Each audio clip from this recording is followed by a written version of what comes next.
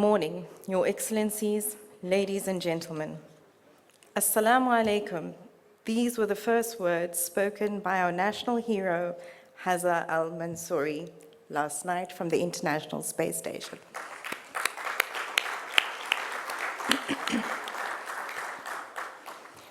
Why is this important here today? It is because of the work which was done in space that we have today microwave ovens, water purification systems, and freeze-dried food, all important to your industry. Coming from today's roundtable discussions, I can assure the delegates that the government entities, the Ministry of Food Security, the Ministry of Economy, are all here to support the manufacturers and business. They have assured us of an open door policy with all the ministries and all the government sectors. Today, we will see talks on food vulnerability within the UAE and the GCC region, enhancing people in human resources, regulatory challenges which are facing the industry, and redefining this traditional food barriers. I believe all of this should be important talks to sit by and listen to and improve your business. We've had a very successful first day for future food, but I believe that we are in the future. With our own local national hero, the future is now, it is here. Key topics which were discussed yesterday, and if you missed that out, was working together for national food security, formulating strategy to enhance sustainability, emiratization in agribusiness and agri-farming, which sounds exciting for the youth, sustainable agriculture, nutritional labeling, which depending on the side of fence you are, you're happy or you're not, innovation in manufacturing techniques and product development, increasing awareness of the halal food market, research and development, and creating a partnership with both the public and private sector. For the keynote address on how food and beverage manufacturers can ensure control over the nutritional quality and safety aspects within production, the topic, From Grass to Glass, that's a tongue twister. I hope you get it right, Sumit. From Grass to Glass, the inspiring story for milk production. Please may I welcome Sumit Matter, the Chief Executive Officer for Friesland Campina, UAE. Sumit Matter is the Managing Director for Friesland Campina Middle East Operations. Sumit has been a part of Friesland Campina family since 2010. Prior to taking over the leadership of Friesland Campina, Sumit held the position of AMEA Regional Category Director. In his current role, Sumit is in charge of implementing a strategic approach in line with the overall global vision of the company, which operates across the Arabian Peninsula. In his role as Regional Category Director for Asia, Middle East, and Africa markets, Sumit has served as Regional Marketing Director in the Middle East, where he was responsible for strategic marketing of Friesland Campina's wide selection of regional dairy brands. Sumit has an extensive background in food industry, having worked 14 years at Nestlé, and now to his tenure at Friesland Campina. Please welcome Sumit to the podium.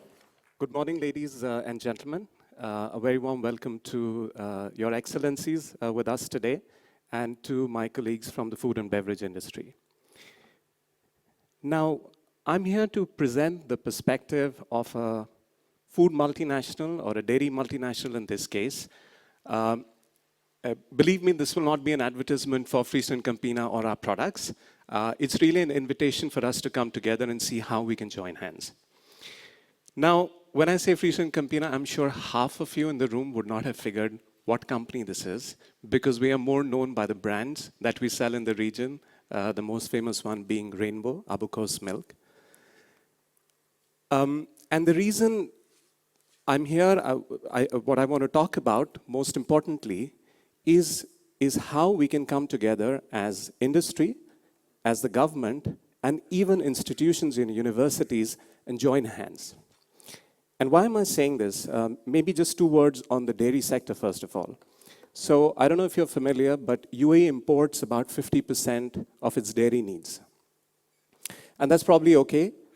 because going beyond 50% of local production might not be economically feasible or ecologically feasible. And why do that when there are countries like the Netherlands, which somehow nature has designed in a way that these countries are just right for dairy production. You have the right abundance of fresh water, you have the right climate, and you have the right soil to have grass, which the cows therefore can chew on. So we can do dairy in a more sustainable way and yet be very competitive by way of costs. So I think it's a good model where you have a balance of local production and imports to meet the UAE's, or in a broader sense, the region's dairy supply. Now, what I'm about to share here is some areas on quality, but more importantly, what we are doing in the area of sustainability. And this might be of relevance to the bigger food industry here. Friesen Campina started its journey on sustainability several years back, and it was very much embedded in the DNA of the company. And today how we work is, as you see here, we don't believe that an area of sustainability is an area of really competitive advantage. This is something where all the food industry players need to come together and really drive the overall agenda. And today we've not put it on the F&B manufacturers' agenda, but it could be conceived that in the years to come, we might be driving the overall sustainability agenda in the country and the region under the umbrella of the Food and Beverage Manufacturers Association. Now, I don't think I need to tell people who live in the region that dairy is an essential part of life here in the Middle East. It's been historically the key nutrition that we had in the desert. And there are a lot of emotions attached to dairy. Dairy really symbolizes motherly care, motherly love, and it's really your life companion. So dairy is a very important part of our culture and of our food habits here. For those, like I was saying, are not familiar with our company, this is the range of products that we sell. We've been around for a long time, close to 65 years now. That was the first can of Rainbow that was sold here. The can still actually looks pretty much the same. We're also in the Dubai Museum, that's how old we are. And in addition to some of the milk products under Rainbow that you've seen, we also sell natural cheese under the Frico brand. Again, you may have seen this in the supermarkets. The interesting thing about our company, and honestly something that inspires me to come to work every day, is that we are a cooperative. We're owned by farmers, dairy farmers. We're not a listed company. These close to 19,000 farmers are the shareholders of our company. And these farmers are spread primarily in Holland, but also in Germany and in Belgium. So that's a very unique ownership structure of this company. And it's very interesting when you meet some of these farmers, somebody is in their 7th generation, 10th generation, I've met up to a 13th generation. So these people have been doing this for 300, 400 years. Now, the vision of the company, the purpose of the company is, we call it nourishing by nature, because we are nourishing millions of consumers around the world with dairy. And there are 3 components to this. There is the first component about providing nutrition to the world, to the population, which will be 8.5 billion in the year 2030. How do you bring affordable, accessible nutrition to this big population? Importantly, do it in a way that it is good for our farmers and they continue to stay interested in farming, because you could imagine that as for the younger and younger generations of the farming community, farming doesn't look as exciting nor financially attractive. So how do you keep providing a good living for these farmers? And one of the most important things which I like in this purpose, which is the whole angle of sustainability. How do you do it now and for the generations to come? How do you continue to grow in a climate neutral way and use the scarce natural resources in as judicious a manner as possible? Now, for a lot of people, sustainability may seem like, there is an environmental angle. Yes, definitely there is, and we need to be responsible food manufacturers. But for the marketers between us, there is also an equally important consumer angle.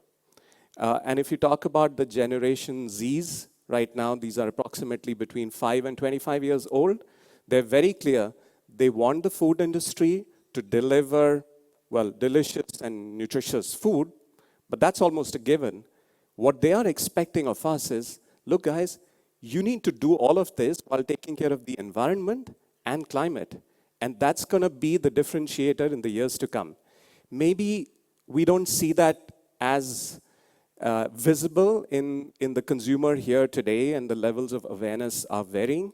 But the way this knowledge is spreading, it is very conceivable that in the next 2 years, 3 years, how sustainable you are could be a very key differentiator. So there is a very clear business and growth imperative behind being sustainable. Now, I just want to share more like a case study. What are we doing, or what are importantly our farmers doing to make their business more sustainable? And there are 4 pillars to this. The first one is energy and climate. The second one, and for those of us who attended Her Excellency Mrs. Miriam's opening address yesterday, she emphasized this whole piece about not just the environment, but also animal health and welfare.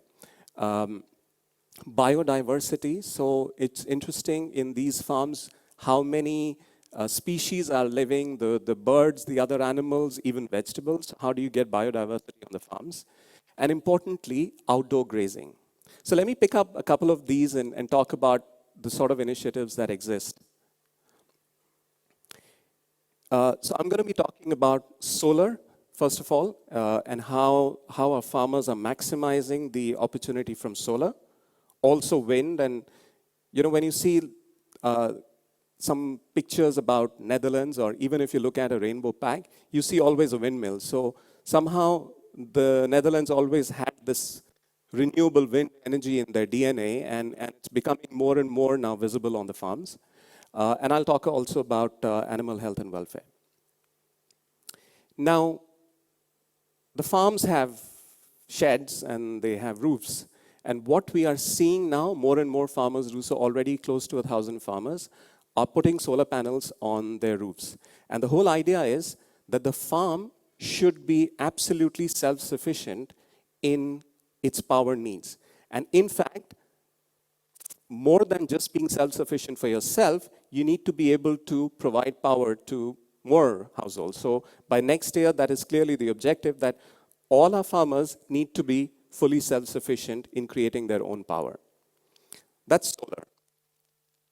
Then there is the whole wind power thing that I spoke about. And in fact, so windmills were almost traditionally made historically, but there is, of course, a whole lot of technology and professionalism that has gone into that sector. And we have tied up with one such company, which is bringing smaller size windmills to each of the farms. So you get a lot of solar energy during the day, and during the night, you get wind energy. That's one angle. The other one is manure fermentation, or in other words, what is called biogas. You may have heard of that. That's not a very old technology. Biogas has existed in multiple countries. But between the combination of solar, wind, and biogas, we're trying to make ourselves fully self-sustainable, but importantly also give power to other households. So in this case, 150,000 families are getting electricity from our farms. Animal health and welfare. Now, Netherlands has fantastic weather for 4 months of the year, and then it can get cold. So we do encourage the cows to be out as much as possible, so minimum of 6 hours a day, that they can be out there grazing. You provide them very comfortable housing, if I may call it, so which is a very nice bio bedding of where the cows sleep on, because they spend a lot of time on these beddings. You will be surprised, but cows get food which is suited to her nutritional needs. So there is customization of the feed that the cow gets. And we are aware that there is a pure humanitarian or welfare angle to that, but there needs to be a financial benefit as well. So the farmer gets a higher price for the milk that comes from outdoor grazing of the cows. So this is really built into the economic model. Now, we have a lot of videos on this. I'm going to share you one which brings some of these thoughts together in one video. I have to apologize. The video is in Dutch, but please look at the subtitles and then you will understand what's happening. This is one of such cases. Hoi, ik ben Linda en welkom bij de eerste vlog over duurzaamheid bij onze ledenmelkveehouders. In deze serie bezoeken we elke provincie om te kijken wat duurzaamheid betekent op het boerenerf. Vandaag zijn we in Holte, Overijssel, bij Geert en Dieneke. We hebben hier een melkveebedrijf met 100 koeien en 35 hectare grond. En we laten jullie graag zien wat wij doen aan duurzaamheid in ons bedrijf. Gaan jullie mee? Geert, we lopen hier door jullie land. Wat doen jullie hier aan natuur en biodiversiteit? Nou, voor de natuur proberen we zo efficiënt mogelijk met onze mineralen om te gaan. En zo min mogelijk mineraal te verliezen. Ja. En voor de biodiversiteit hebben we een bloemenrand langs onze snijmais, zodat bijen en andere insecten daar profijt van hebben.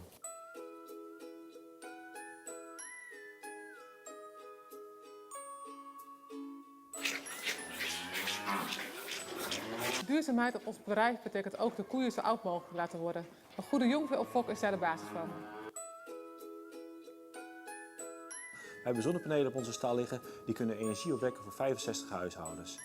Op termijn is de bedoeling dat we als sector, denk ik, onze melk CO2-neutraal gaan produceren. We hebben ook nog energiebesparende maatregelen opgenomen op ons bedrijf. Zo koelen we onze melk voor door middel van water. Dus het water wordt wat warmer en de melk wordt wat koeler. En dat water geven we dan weer aan de koeien als drinkwater. Die vinden het heerlijk, lekker lauw water. Dieneke en Geert, bedankt voor jullie verhaal. Ja, we vonden het echt leuk om dit met jullie te delen. Ajuus. En jullie bedankt voor het kijken. De volgende keer zijn we in Friesland. Doei koei!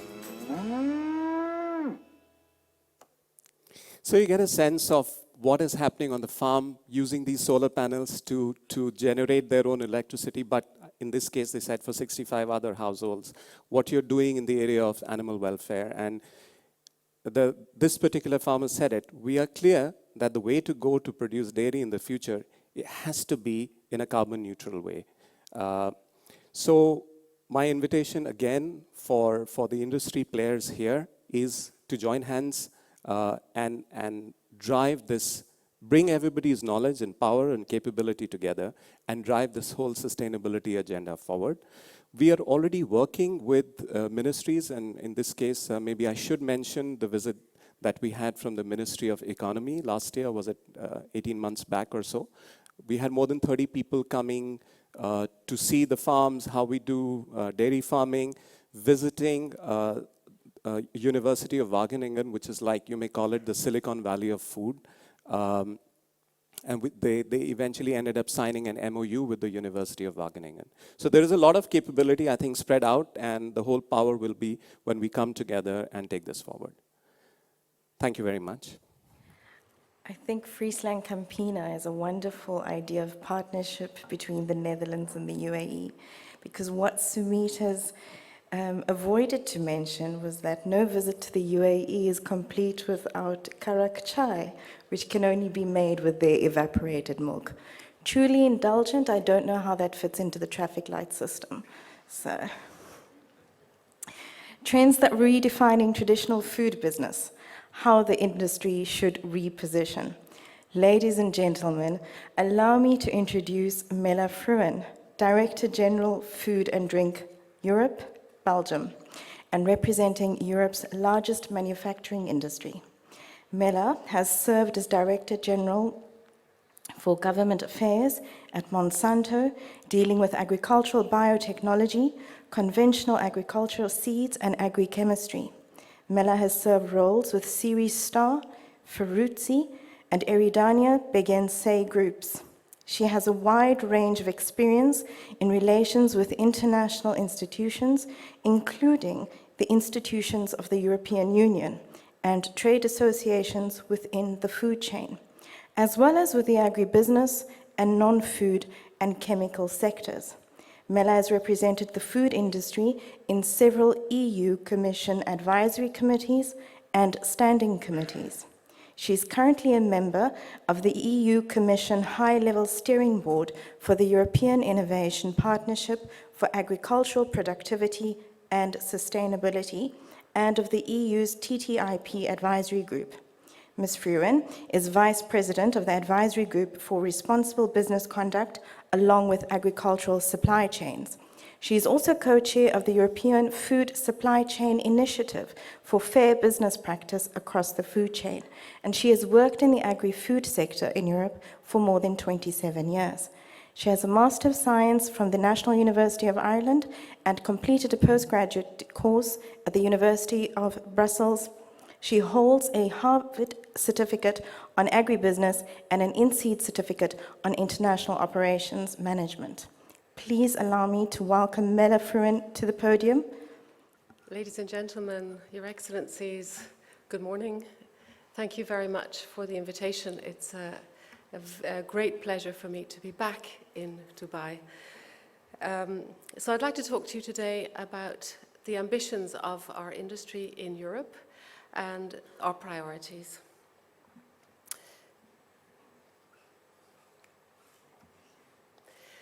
I will do a very brief introduction to the European food and drink industry so you know what we're talking about, a little bit about the context that we're all facing, the global context that we're all facing today, and the EU's industry's ambition for sustainable growth. So who is the European food and drink industry? What is it? Well, it's, as was said earlier, it's the largest manufacturing industry in the European Union. We have a turnover of over 1 trillion euros. We're one of the biggest employers with more than 4.5 million people. Importantly, of the 294,000 manufacturing companies in the food industry in Europe, 99% are SMEs. Also, we are the world's #1 exporter of food products. We're the #2 importer of food products. We have a trade balance which is positive, which is 35 billion euros worth. My organization, Food Drink Europe, is this area's the United Arab Emirates Food and Drink Organization. We're very similar. Mine was established in 1982, and we are a point of reference for the European institutions, but also for all of the other international institutions like the WHO, the WTO, Codex, ILO, etc., etc. I have a staff of 25, but equivalent 21 full-time people. So that was just a little bit about my organization. The membership, we represent the whole area of the European Union and beyond. We have non-EU countries as well. The base has to be Europe. We have different sorts of members, full members, associate members, etc. We represent so the whole geography of Europe, but we also represent the European sector organizations. These are associations that represent, for example, the dairy industry, the meat industry, the chocolate biscuits and confectionery industry, etc. We have 27 EU sectors as members. I think we cover 99% of all the food products that are produced in Europe. We have as direct members 2 of the companies that you see here today, PepsiCo and Nestle, but we have 22 in total. The list is there. The biggest food producers in the world, direct members of the organization. This is very helpful, of course, because all of these members bring their expertise to our working committees and working groups. Our key activities, we represent the industry vis-à-vis the international institutions and the European institutions. We try and bring everyone onto the same page and develop positions. It's not always easy. Sometimes I feel like I'm herding cats, but we usually manage to do that. We work on compromise as a rule.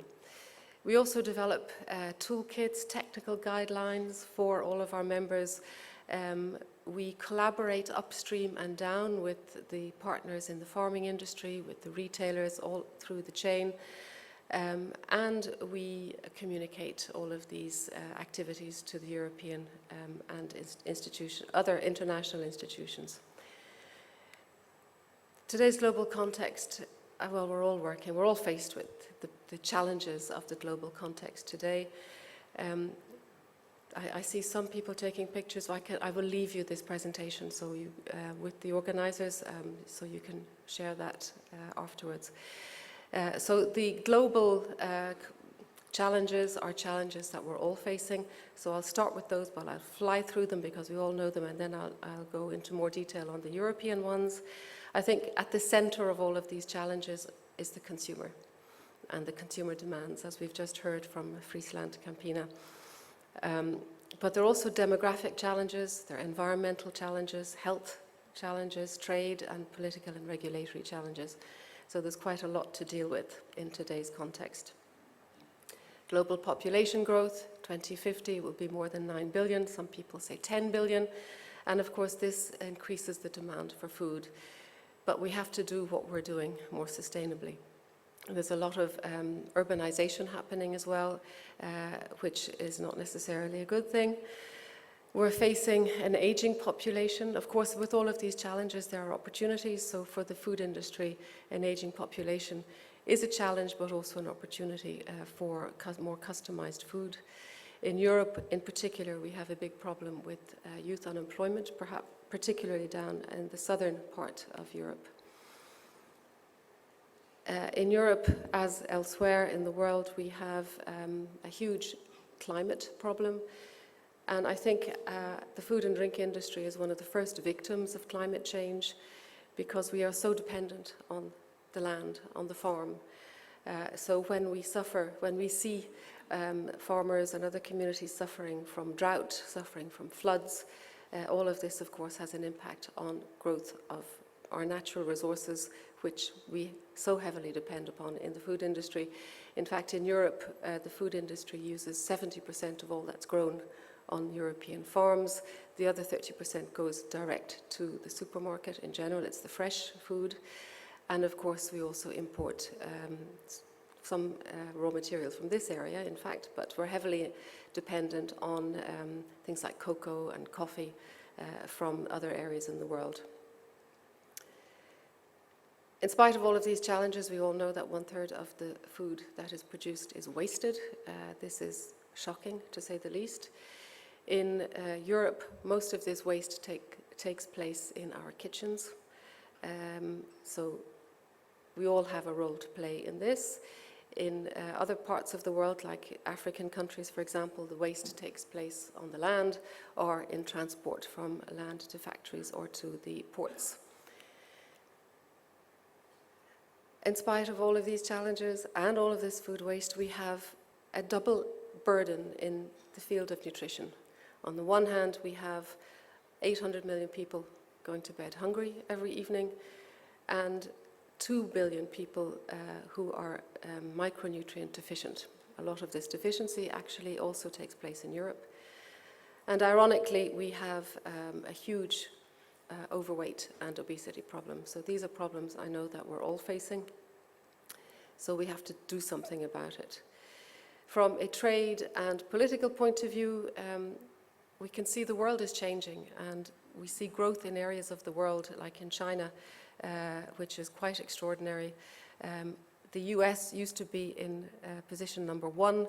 It's now gone into position number 2, and China has reversed that. And we think that in 2050, well, this is a study done by the Economist Intelligence Unit, China will be the largest, most rapidly changing economy in the world in 2050. Some countries, as you can say, have dropped enormously, and others have gained a lot of ground. Indonesia, for example, is proposed to be the fourth largest economy, which is coming up from place number 16 in the past. Countries like Germany, the UK and France also have dropped several positions there. So the industry in Europe is suffering from an increase of global competitiveness. In Europe, we have pressure on input costs on the field with fertilizers, pesticides, and all the other elements that we need to grow food on the farm. And these import costs, the increase in import costs is really growing much faster than the value added that we're getting from our food products. So there's a stress and a pressure in Europe on our competitiveness. So we're living in a world of changing political and regulatory landscapes, of changing growth in different economies. In Europe, we see a wave of protectionism even between the different member states of the European Union, and populism, of course, which is also affecting our industry. I put the pasta there not only because my husband's Italian and we eat a lot of pasta, but because this pasta is a particular case in the European Union. Italy has driven a move towards origin labelling. As you know, the European Union is very proud of its internal market. We should be saying made in Europe and not made in Italy or made in Ireland, where I come from, or made in France. But more and more countries are becoming more protective of their local products. And this is another battle we are facing, because there we see fragmentation of the internal market. And this, as a food industry, is something that we are fighting to protect and support the single market. Brexit. Now, I couldn't not talk about Brexit because it really is something that's going to shake the European Union to its core. We did a short study in the European Union. I have 3 slides on this, so I'm not going to bore you with Brexit, but so just that you'll get a flavour of what's happening. There is a wave of panic in some countries, like in Ireland. This is really touching the Irish industry very, very strongly. In our organisation, we did a study. It was just a surface study on what will be the consequences of Brexit on the industry. In 2016, the value of food and drink exports from the EU to the UK was 32 billion. So the UK will become our largest trading market when Brexit happens, and I'm convinced Brexit will happen. Some people are still in doubt, but I doubt that myself. The countries that are the most affected, of course, are Ireland in particular, but also the Netherlands is affected, Belgium, France, and I think it's more the countries which are neighbouring the UK. As you can see from this, if the UK applies WTO most favoured nation tariffs, prices of European exports to the UK will increase enormously. French cheese, Irish cheese up in the 56-58%, Irish beef, other meats from Ireland, etc. So you can see some of the price rises are going to be very, very substantial. Export volumes will subsequently drop, and that will end up in revenues, of course, dropping, and a lot of people out of jobs. So I'm not going to go into the figures. They're all there for you if you want to. Actually, this study is about 50 pages long. If anyone wants a copy, I have one back at work in Brussels, and I can send it to you. So Brexit is something that we have to contend with in the European Union, and it's not going to go away. Then at the center of all of this, of course, is the consumer. And as the gentleman from Friesland said and pointed out, consumers, Generation Z, but also the millennials, are becoming much, much more demanding of what they eat and where it comes from and how it is brought to the table. I think this chart, we could all talk about this for a week, because each one of these words surrounding the picture is currently a question of debate. People want premium quality. Safety, of course, is a given, but they're looking more and more at, has it been ethically produced? Is it good for you? Has it been, have animals been treated correctly in its production? Has it been grown in an environmentally sustainable way? I want organic. I want convenience. I want gluten-free. I want lactose-free, etc., etc. So consumers are becoming more and more and more demanding. But the purse talks probably more loudly than the words. And at the end of the day, we still see that above all, consumers go for price. So there's a huge pressure on the industry to keep the prices low, but at the same time to deliver everything else. I personally wonder, are we actually in Europe paying enough for our food? I think it's something that is too precious to be thrown away. If prices were a bit higher, perhaps we would have more reverence for the food that's produced. Digital is another challenge. I think perhaps in this part of the world you're a bit more advanced than in some areas in the European Union. I myself was quite amazed to see in some metro stations in parts of Asia, you can actually order your dinner on the way home with your iPhone, take a picture, I want 2 of those and 3 of those and 1 of that, and when you get home it's delivered to your door. Quite exceptional. We don't have that yet in the European Union. But apart from that, we know that there's more and more e-commerce happening. I think the retail sector is having a busy time trying to keep up with it, so it's a very, very important area. But also a challenge for the industry. And finally, this is another one that's raising its head, particularly at the moment, processed foods. People talk more and more about ultra-processed foods. So practically everything that we make is being questioned. Do we really need processed foods? Can we trust the food industry? So this is a huge challenge that we're facing daily, and it's growing in Europe. I think we have to be very transparent as an industry. We have to always strive to do things in a more transparent way to gain public trust in what we do. We have a campaign at the moment on Twitter. So if you follow Food Drink Europe on Twitter, you'll see our campaign, which is all about how we make what we make and actually what happens in your kitchen, which is practically the same thing. So do follow us on Twitter. You'll see some of our infographics about that. So these are the challenges. In spite of all of this, we have in the food and drink industry in Europe come out with an ambition many years ago. And our ambition for 2025 was to grow annually by 2.5 to 3.5% per year. And we're actually on track. So we are being able to keep on track with our growth ambition, which is quite an important ambition. As you can see, the last figures, well, the figures for 2017, which we have now gathered, are on track still, and we're hoping that by 2025, you can see the curve, it's quite impressive, that we're going to keep on track with that.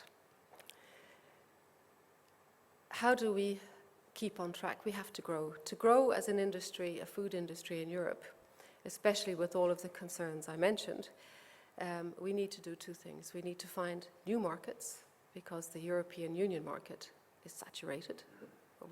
The population is not expanding. There are about 500 million people. So we can't, and we don't want to force feed anyone, and we don't want to make so much food that we have to throw it away. So we're looking for new markets, international trade. We're also looking at innovation. So in trade, as you can see, we export some 110 billion euros worth of transformed food products. We import 75 billion euros worth, and as I mentioned earlier, we have a positive trade balance of 35 billion. We're struggling to keep this up because we, as I mentioned before, we're seeing more and more competition on the world market. Just one short slide on the trade between our 2 regions. Between the United Arab Emirates, as you can see in food and drink products, we export 2 billion approximately euros worth of foods to this region, and we import some 50 million euros worth of your food products. With the GCC area, exports, as you can see, are close to 6 billion and imports 80 million. Spirits, dairy products, wine, but also confectionery are the top products that we export to your area. Innovation. In innovation, what we're looking at is first and foremost doing what we do more sustainably. This is really important for the consumer, but it's also important for the industry. If we can do what we're doing more sustainably, it's a win-win. It's a win for the industry, it's a win for the environment, it's a win for future generations. So how are we doing this? We're looking at, particularly there's a big focus today in Europe on plastics, but we're also looking at energy use, we're looking at greenhouse gas emissions, we're looking at water use, we're looking at biodiversity. Many of the companies in my organization have made pledges, environmentally sustainable pledges for various areas of this question, such as biodiversity, water, etc. So this is a big movement in the industry. We're also looking at how to make our food more customized for the different types of consumer that we have today. For example, developing customized food for older people. We're looking at infants as well. We're looking at people who like to do a lot of sports. So there's a lot of growth in this area, and innovation is quite strong in this area. We're also looking, for example, in the dietary approach at gut microflora. And we're also doing a lot of things to reformulate the products that we produce. So reformulation as in reducing salt content, reducing fat content, completely phasing out trans fats, and of course working on sugar content as well. We have done a huge amount of work on this. It's not always been easy. We would like to, for example, we would like to be able to advertise that on the front of pack on our goods, but we cannot unless we reformulate 25% of X. So as an example, if you're making a breakfast cereal that has sugar on it, we will try, the companies involved have managed to reduce the sugar content quite substantially, but unless they reduce it by 25%, they cannot actually advertise it on the front of the pack. That's European law. Also, it's something that has to be done together. All the companies must run together on this, because if one company does it, the kids, I know my 3 kids would have said, "Mum, there's something wrong with the cereal," and then I would have been forced to buy another brand. So all of the brands have to go together on this, take it slowly, step by step, and all run together. So non-communicable diseases, a growing problem, a big problem, and we're doing a lot to reformulate our products to make them, let's say, more healthy. Intelligent and communicating packages. This is another big area we're working on, specifically in particular in nanotechnology. I know that in packaging, first of all, we're looking at different sorts of packaging, but involving nano labels, which will change color if the food starts to go bad in any way, as an example. So a lot of stuff happening in innovation. As I said, we are an indispensable part of transition to sustainable food systems, and we are working very hard on our commitments to contribute to implementing the United Nations Sustainable Development Goals, working towards a carbon neutral Europe by 2050. Individual companies, again, have made pledges in this area. We are involved in high-level groups with the FAO, with the OECD, with the European Commission, and also with other international fora, such as the Ellen MacArthur Foundation. And we have drawn up a list of recommendations to build a more sustainable food system from the farm to the table. So this is one of our major work areas at the moment. In packaging, as I mentioned, we're looking at rethinking packaging, redesigning, reducing packaging, and reusing packaging. And we are an important member of the Circular Plastics Alliance, which has committed to using 10 million tons of recycled plastics by 2050. The problem here, of course, is food safety. I keep bringing up the fact that we cannot just eliminate plastic overnight. Plastic plays a very, very important role today in the food industry, especially for food safety. So even though, excuse me, it is important to be more wise in how we use plastics, in spite of all the pressure on the industry, we keep pushing back a little bit, saying we're aware of it, we're doing what we can, but we cannot just click our fingers and change overnight. This is a message that I brought myself last week to the European Commission. I think they've listened, because there's a lot of pressure on the industry to change. As I mentioned, we're part of the Ellen MacArthur Foundation, and companies have their own commitments in this area as well. On food waste, on food waste, we have also done a lot of work. We came out with an Every Crumb Counts. Thank you very much. We came out with an Every Crumb Counts piece of work. In the past, it was all about how to reduce food waste, not only in our factories but also on the field, and a toolkit for measuring food or potential food waste, for looking at those red areas where food waste happens. All of these things are available on our website if you're curious. We have joined with the rest of the food chain to monitor and measure food waste. And we have also worked very hard with the World Food Banks, and in particular the European food banks and then the national food banks. Giving away food is not as easy as it sounds, but as an industry we have a toolkit where we've put some simple rules of how to donate food. Because at the end of the day, we are looking at issues like VAT. When you give away food, should you really have to pay the VAT on what goes into its production? Or if the food is not stored properly and your name is on the pack and something happens to somebody, and this unfortunately can happen, is it your fault? How do we actually treat the responsibility along the food chain when you donate food? So we're working hard on that as well. As you know, in Europe, things are changing. We have a new European Parliament, lots of new members of the European Parliament. We've only just started to get to know them. And in November, we will have a new European Commission. The College of Commissioners will change. So we have drawn up a list of messages for the institutions in a small brochure called Let's Step Up to the Plate. We're looking to ask the European institutions to bring food back to center of the discussions that are happening, because food is probably one of, well, if not the most important issue today. It certainly is one of the most important. It was, we think, in the last Commission ignored, but in the future I think it will be much higher on their lists of priority.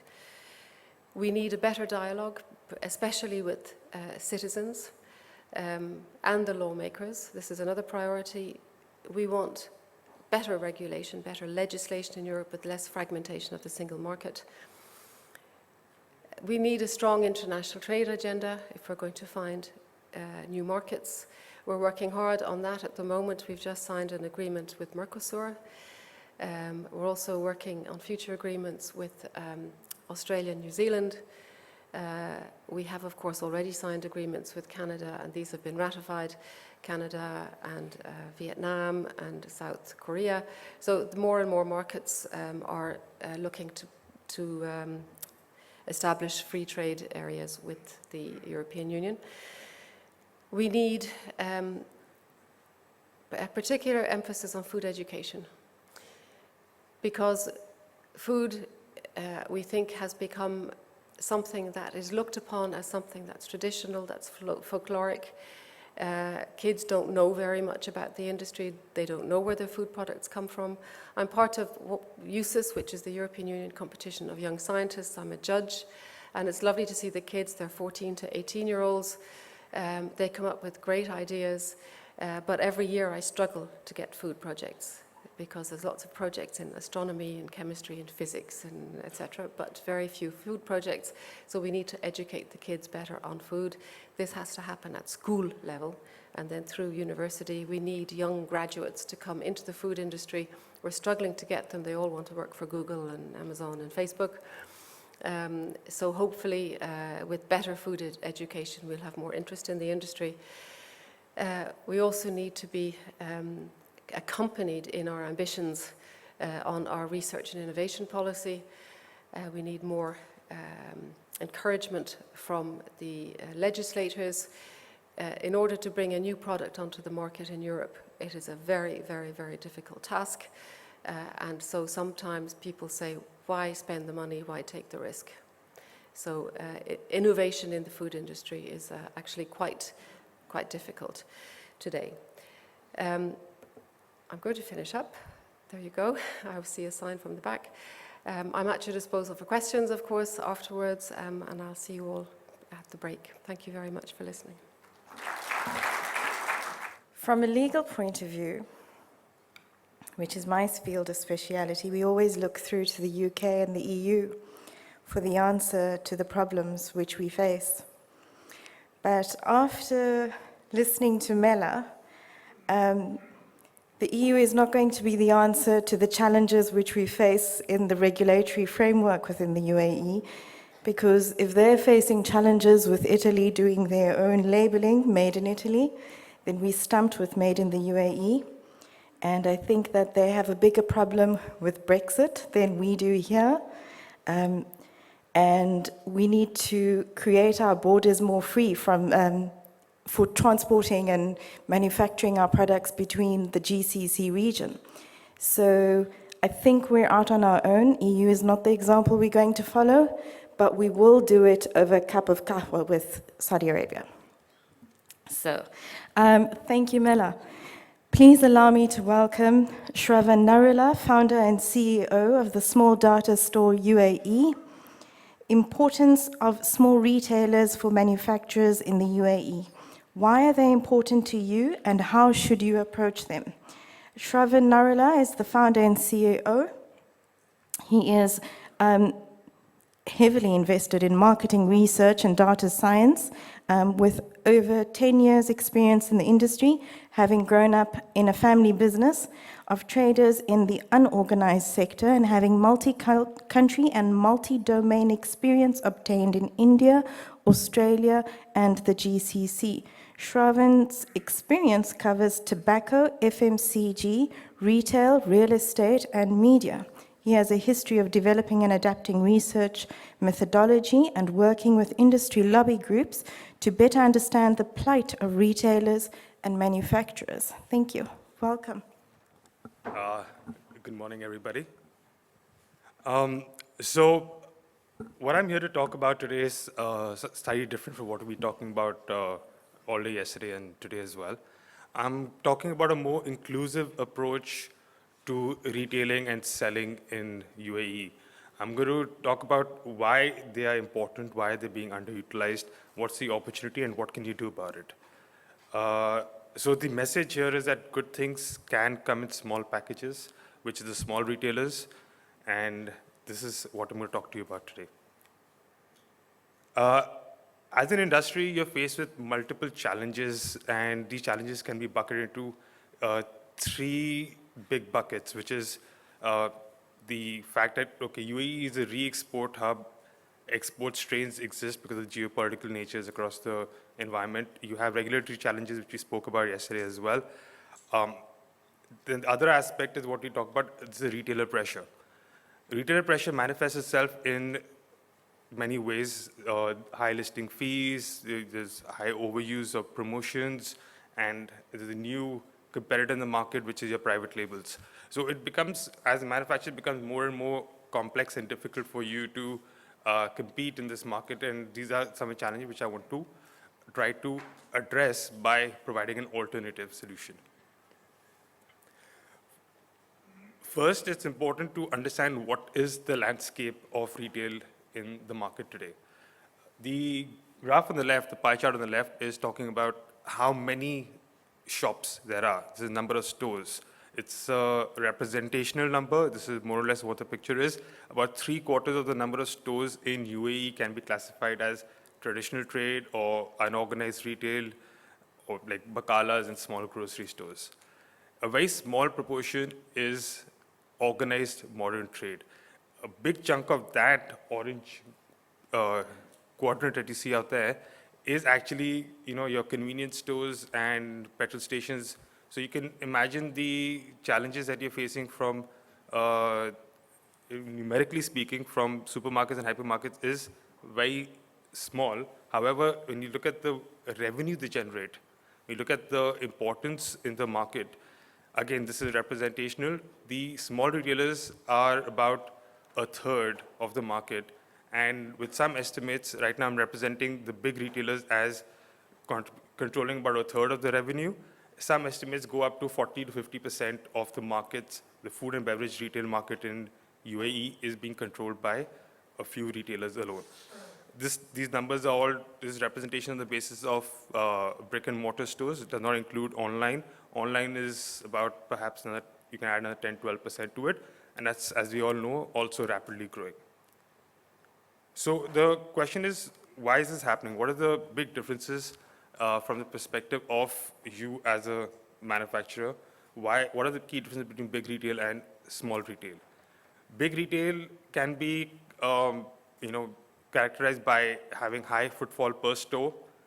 They drive high volumes, which is why they're very important to you. And as such, as a result of which, they represent a per SKU low cost of distribution for the manufacturer. On the other hand, the small retailers, because they have low volumes, they have lesser bargaining power with you, and therefore you are able to command a higher margin with them. So per store, you can get a higher revenue, a higher margin from a small retailer, but the volumes game decides the fact that you will have to give importance to the big retailers. All manufacturers conduct shopper surveys and conduct studies. And one of the key insight always is what is the key determinant for a shopper to choose a store to shop at is convenience, is proximity to where I live or to where I work. And this is an advantage, another advantage which small retailers have, they are located everywhere. Numerically speaking, I'm talking about they are about approximately 10 times the number of modern format retailers. So the access to small retail is much higher, so this is another advantage that small retailers have. So to equate this as a collective, so this is one of the key insights that I would like to sort of bring across. While big retail, as entities that they are, they command high volumes and high footfall, and they demand, they control the equation when speaking with manufacturers. But as a collective, small retailers, they are about 10 to 12 times more just by sheer number, sheer size, and they also have a higher number of footfall from shoppers' point of view. As a shopper, I go to I go to a Bacala 10 times a week, but if I'm going to a modern format, I'm going about maybe 2 to 3 times a week at the most. So the number of people walking into small stores, number of stores there are, is much larger. So the question that falls here is there a method which you can economically target small stores and deleverage the lower margins that you actually be subjected to from the big retailers and focusing more on the small retail?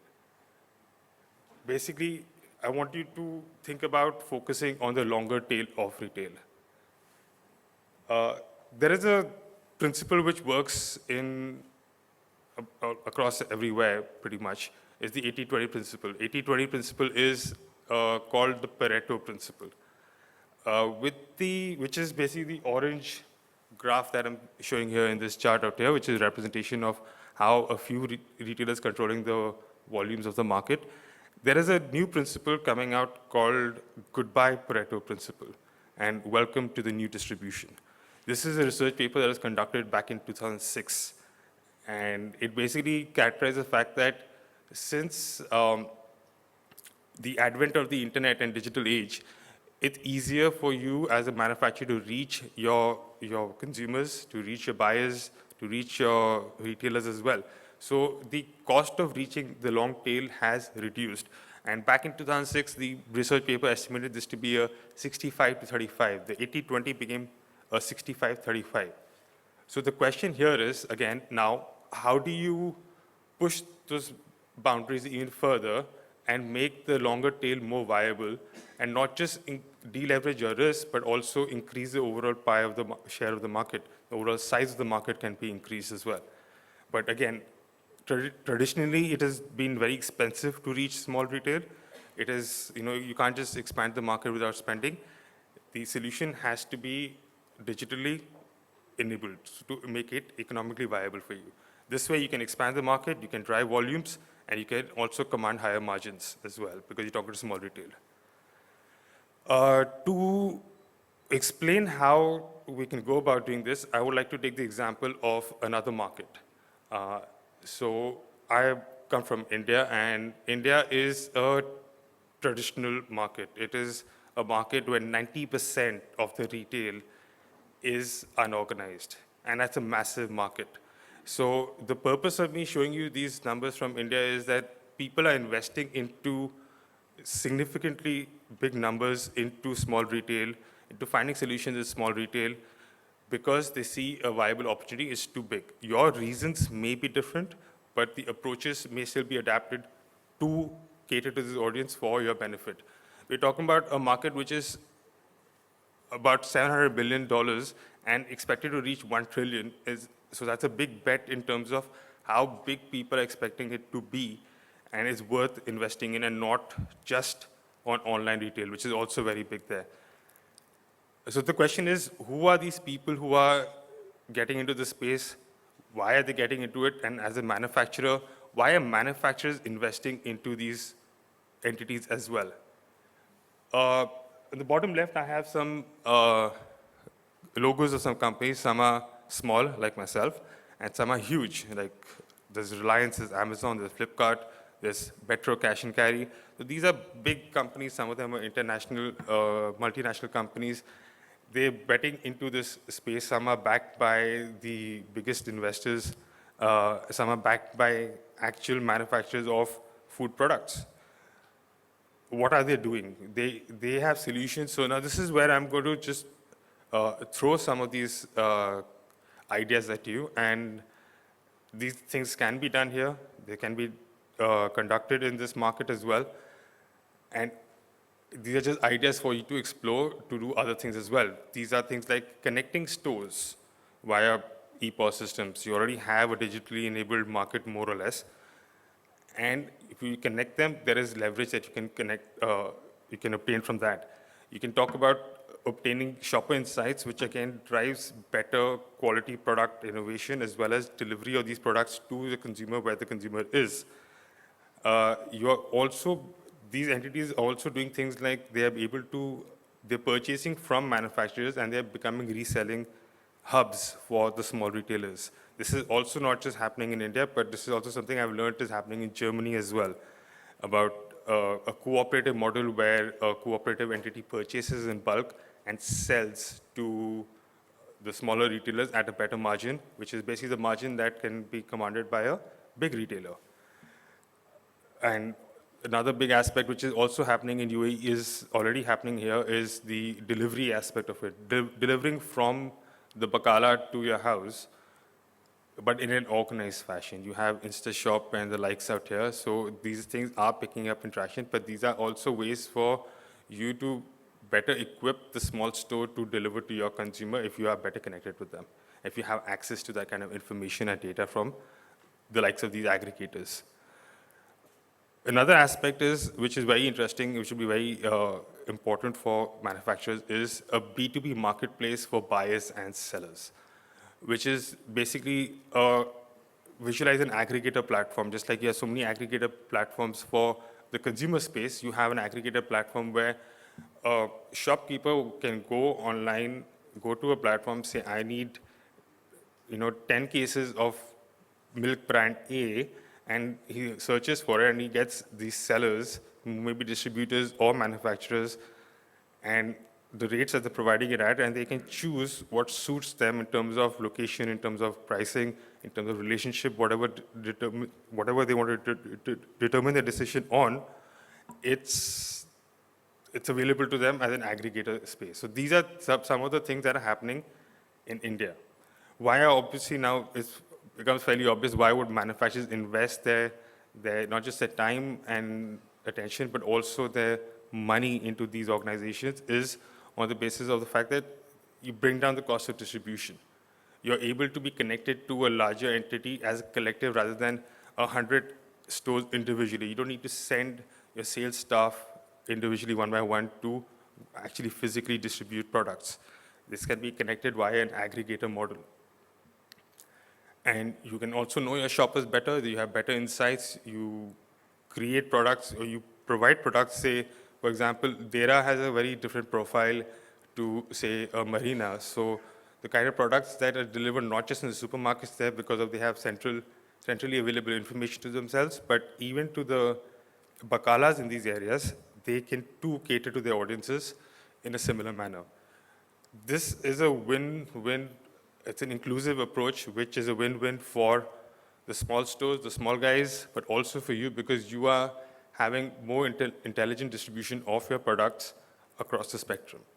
But to ensure you can do this, in order to do this, it has to be, I believe, an collaborative approach, an approach which views the marketplace not from the lens of who I am as a manufacturer, but as a marketplace, a collective marketplace for all manufacturers, because that is when your costs can actually reduce, that is when it's actually more powerful and makes more sense, where you have a connected system which is driven by association, which is built by association, and can be utilized for the benefit for all.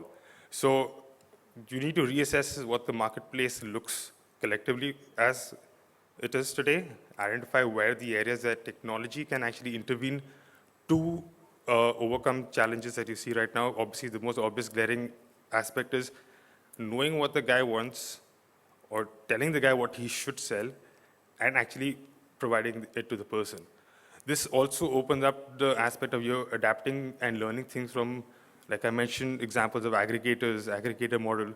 You adapt and learn from, say, consumer-driven digital models right now which exist. So these can also be, if you just visualize it from that aspect, can be implemented as well into the this kind of a system.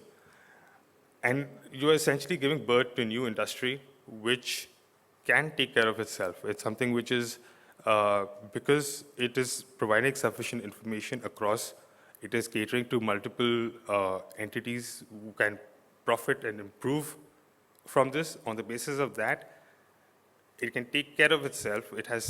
It can have its own revenue model and structure, and the benefit is for you as a manufacturer. It can help you obviously improve your margins. It can deleverage the risk of you being challenged by a few entities, and you are able to spread the risk in that manner, so to speak. And what will it look like? It'll just be like a partially automated, artificial intelligence enabled ecosystem which represents everybody. So the message that I have for everybody today is the future of retail is not just about making it digital, but also inclusive of what's there in the market. The impact of this is not just to yourselves, but to the economy in large as well. We're talking about aspects where today there are reports where small shopkeepers are shutting shop and leaving because of the pressures faced by them. So the pressures faced by you manifests itself with them as well because they're not able to sell and sustain their businesses, and they're shutting shop and leaving. There are many cases of this, which I also mentioned in the consumer report which we have. So these are different aspects which you're able to inclusively sustain a larger section of the economy, not just benefit yourself as well. Thank you. What I love about this forum is that having sat in the CEO roundtables and listened to the complaints and challenges and issues faced by the manufacturers, I can fully understand that the Food and Beverage Manufacturers Association have brought specialists in their field to address almost every single aspect. And Shravan has brought through a key concern and has addressed a key concern, which was the shelving space in retailers here for UAE manufactured goods. So I think Shravan's got his work cut out for him, and I think he's going to expect a call from all the big manufacturers. I keep getting asked during the break, I really love this job, but that actually is not my day job. I'm actually a lawyer by profession. And I think now you all know how we can cross-examine witnesses, especially after what they say, and how we come back from the case back before a judge. So you guys have been a great audience, far less stressful than appearing before a constitutional court judge or a high court judge, all of which I've done. So thank you very much for indulging me in your laughter with my random jokes, albeit not legal. So continuing on the legal theme and bringing through the regulatory challenges which are faced by the Food and Beverage Association. Our next panel discussion is going to be how the food and beverage manufacturers face the regulatory challenges and how it can be managed in the region. To moderate the panel, please may I welcome Mona Gabashi from the Scientific and Regulatory Affairs, Mars Wrigley GCC UAE. Mona has 17 years of experience in the scientific and regulatory affairs. She started her career in the Ministry of Health in Egypt, where she was responsible for registration and pricing of pharmaceutical products, medical devices, and food supplements. Mona joined the food sector as a regulatory manager for Mondelez International in the Middle East, leading the regulatory agenda for the wide range of the Mondelez portfolio, which includes chocolate gum, candy, biscuits, beverages, and dairy. For 7 years before moving to Mars Wrigley, a leading company in confectionery globally and regionally. Mona holds a bachelor's degree in pharmaceutical science from Cairo University in Egypt and has a passion for regulatory food safety and nutrition sciences. Please join me in welcoming Mona. Hello, everybody. Assalamu alaikum. Thank you for having you today and for being patient for the 2 days. Really, we are happy to have this session. It will be an interactive session, and the main objective is to voice all our challenges and discuss all what can we do and find all the opportunities where we can have the future food as we dream of. Our panelists today, we have Mr. Ahmed Shal. He is the General Secretary for Danone, Middle East, with his responsibility of the business services on corporate affairs, regulatory affairs, and government affairs and legal, with more than 15 years experience in this field, and he's leading and coaching and developing the regional regulatory team. Ahmed Shal was initially in Eli Lilly with an experience of the regulatory and government affairs in the pharmaceutical field. He holds a bachelor degree of the science in pharmacy from University of Mansoura, and he has a marketing diploma from American University in Cairo. Please welcome Ahmed Shal with us. We have Mr. Wael Ismail. Wael is currently the Senior Director of the Public Policy and Government and Corporate Affairs for the Middle East and North Africa in PepsiCo, as well as the Tax Management and Engagement Lead for Asia, Middle East, and North Africa. He's based in Dubai. Wael is the public affairs professional with extensive experience of more than 15 years in the special focus of the Middle East. He is Jordanian, and he holds the bachelor degree in economy from the American University in Cairo, and he has the Master of Arts in the Middle East Studies from the same university. Please welcome Wael with us. And last but not least, we have Mr. Abdul Majid. Abdul Majid is 23 years of experience in regulatory in both pharma industry and food beverage industry. He's skilled in advocacy activities, regulatory compliance, and food processing. His experience was gained through different assignments in Saudi Arabia, Switzerland, and in the United Arab Emirates. In addition to that, Abdul Majid currently is our chairman of the regulatory committee in the Food and Beverage Manufacturing Group. So welcome, Abdul Majid.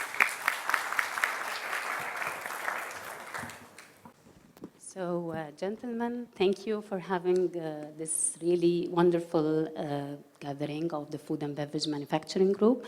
And the aim of this session is to have it as an interactive one. So please feel free to discuss all the challenges we mentioned before. So maybe in order to start the opening of the session, what the key challenges that we might find, and really it contributes to our future food and our ambition to have it in the future. Bismillah ar-Rahman ar-Rahim. Thank you, Mona. Thank you, everyone, for coming. And I would like to thank Food and Beverage Manufacturing Group for organizing such a wonderful event. We have experts from different fields. We have experts in regulations here. I think if you ask any regulatory expert, okay, what's the challenge, we will end up with the same challenges. Always we are facing the same challenges. We are discussing this fragmentation of regulation. This is indeed one of the challenges. We are seeing it in the region. Currently, it's more and more become more fragment. We used to have more harmonized regulation. This is kind of non-harmonized regulation, increase the cost, and indeed it's embed or the trade. If you can see from the presentation from Food and Drink Europe, the lady, she's saying that in GCC we are exporting around 80 million euro to Europe. I believe with some of the new regulation, this number will go down. If we are looking for the nutrition and information back of the pack now, it's not aligned or harmonized with what's happening in EU. Therefore, the 80 million, my expectation will go down. So this is kind of non-harmonized regulation. There is a cost behind this. There is limitation for the innovation as well, the investment in the technology.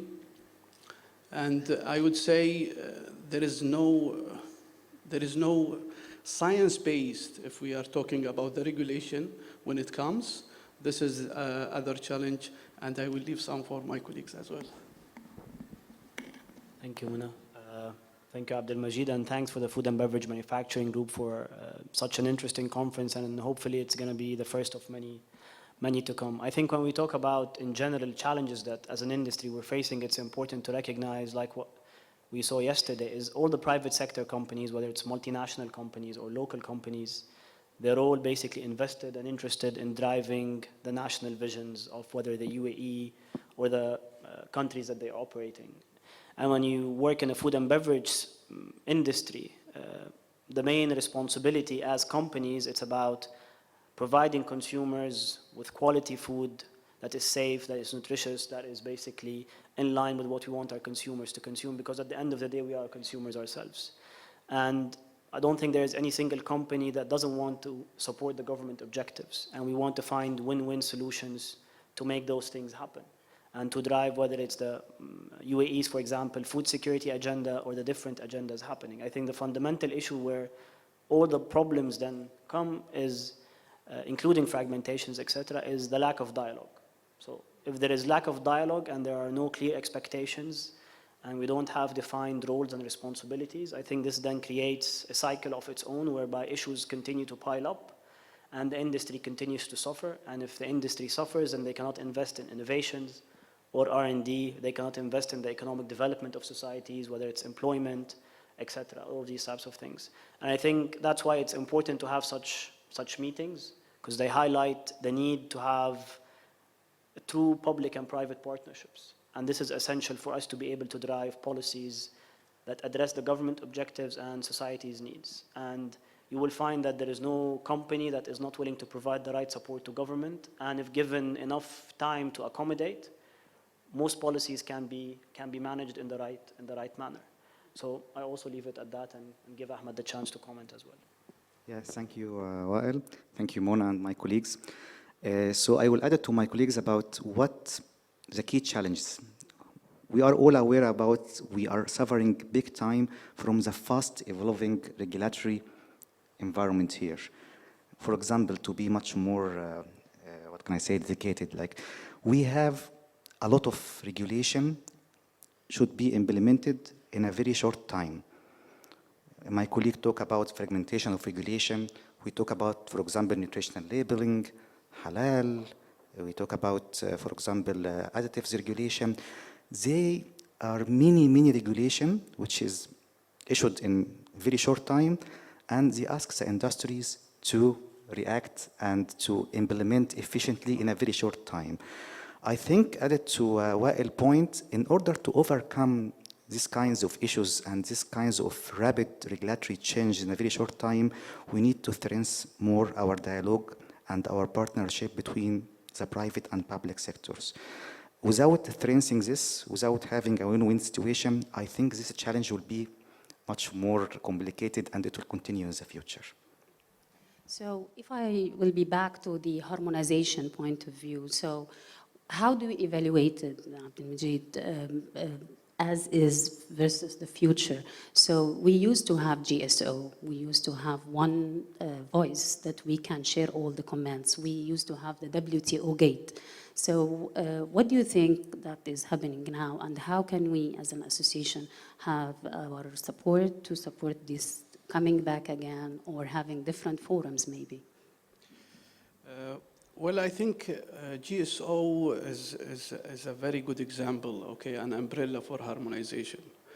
However, okay, for companies working here, okay, we should look more beyond the GSO.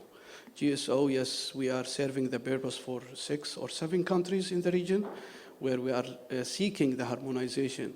In the meeting today with the Ministry of Economy, one of the challenges how we ensure opening new markets beyond the GCC countries. We are talking about Africa, Southeast Asia, for products that manufactured here. Indeed, again, okay, having non-harmonized regulation could be a barrier for this access to the market there. But I would say here, okay, what my colleague said, communication with the private, with the public sector. There is enough scientific data, I think, and there is every day there is thousands, okay, of new scientific peer review published on the regulations, on the food safety, whatever. So what we need to do as a food and beverage, I believe, we need to drive this, how we can impose this scientific data and how we communicate it with the decision maker, sitting together, having a science-based regulation. And this is, I believe, okay, when it is putting in the context that the trade that could be any new regulation create, I believe that the chance for changing this regulation will be more higher. From your perspective, Wael, when we talk about the dialogue, so we have this event, we have several events.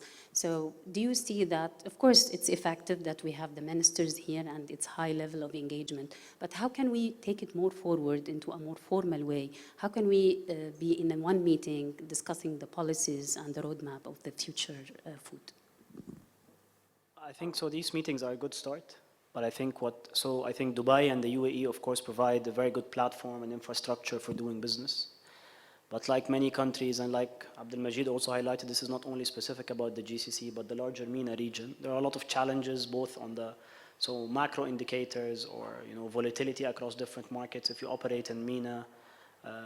So these are critical challenges that we have today. I think dialogue is important, but what is more important than dialogue is basically the political desire to enact urgent reforms that are critical to the food and beverage manufacturing industry in general, whether it's manufacturing or trading actually.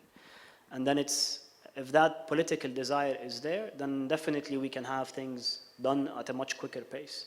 And urgency here is the key element, because at the end of the day, governments, of course, have a long lifespan. So all of the strategies that we have today, it's either 2030, 2051, 2071, they have a very strategic and long-term outlook. While on the other hand, of course, companies are measured almost on quarterly basis.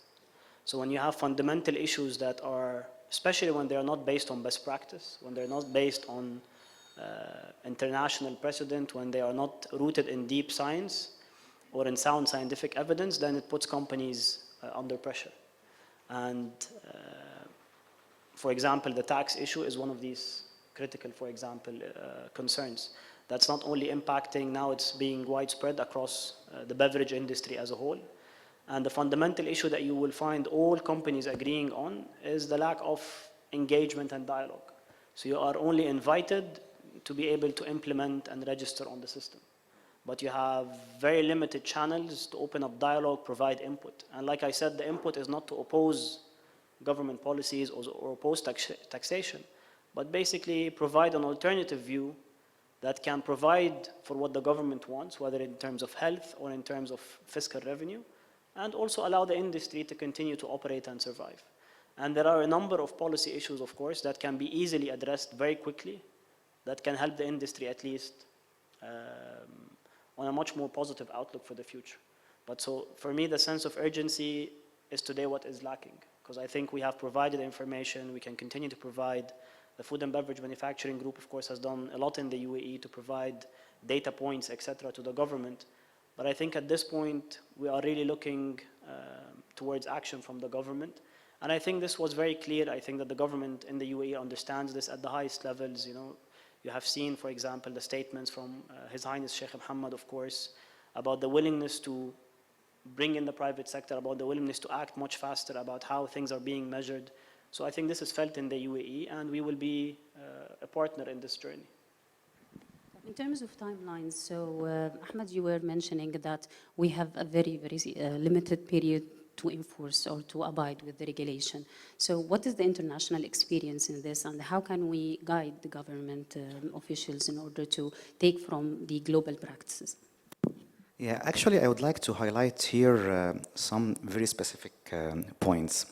When it comes to timelines and guidelines and new standards. The first point is mainly about the voice of the industry. So for example, for any new regulation, new standards, the industry comment, the industry observation, or even the industry position sometimes are not taken into consideration from the authorities. So we need really to find a platform to submit our comments, get their feedback, have a kind of partnership, at least if they are not willing to give the feedback, at least to provide us with the reasons why. So this, the first point, which is very important, is to consider the partnership and consider the full transparency when it comes to submit any comment or any observation from the industry. Second point is about, as you mentioned, the grace period. Like we can see in most of our regulations here, they give a little bit in some regulation short grace period, like 6 months, and they ask all the industries to implement. I think we need to look into the local, the international practices here, like in USA or Europe or even other countries, which sometimes the grace period can reach 2 years or up to 3 or 5 years even. Because like giving 6 months only as a grace period, it means you need to allocate resources, time, effort, and it can create a lot of burners to the economy. So this also point which is very important, which is what to be taken into consideration when we develop any new standards. The third point, which I highlighted before, it's merely about, again, the rapid change in regulation in a very short period. We need really to consider that many changes, many fragment regulation implemented in short period, it really, really can impact the industry. It really can impact the revenue of many companies. So I think, again, we have the platform, as Wael mentioned, we are achieving a lot of significant milestones, but the questioning now, how to take this to the next level.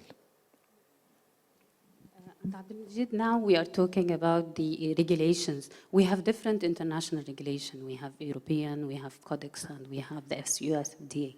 So what we have witnessed lately that regulators can pick some regulation from Europe while they develop other regulation from different reference. How can we discuss this with them and reach to because usually they select the strictest one. So how this impacts us as an industry and how can we enhance this? Well, let me start from where you finished, okay, how this impact the industry.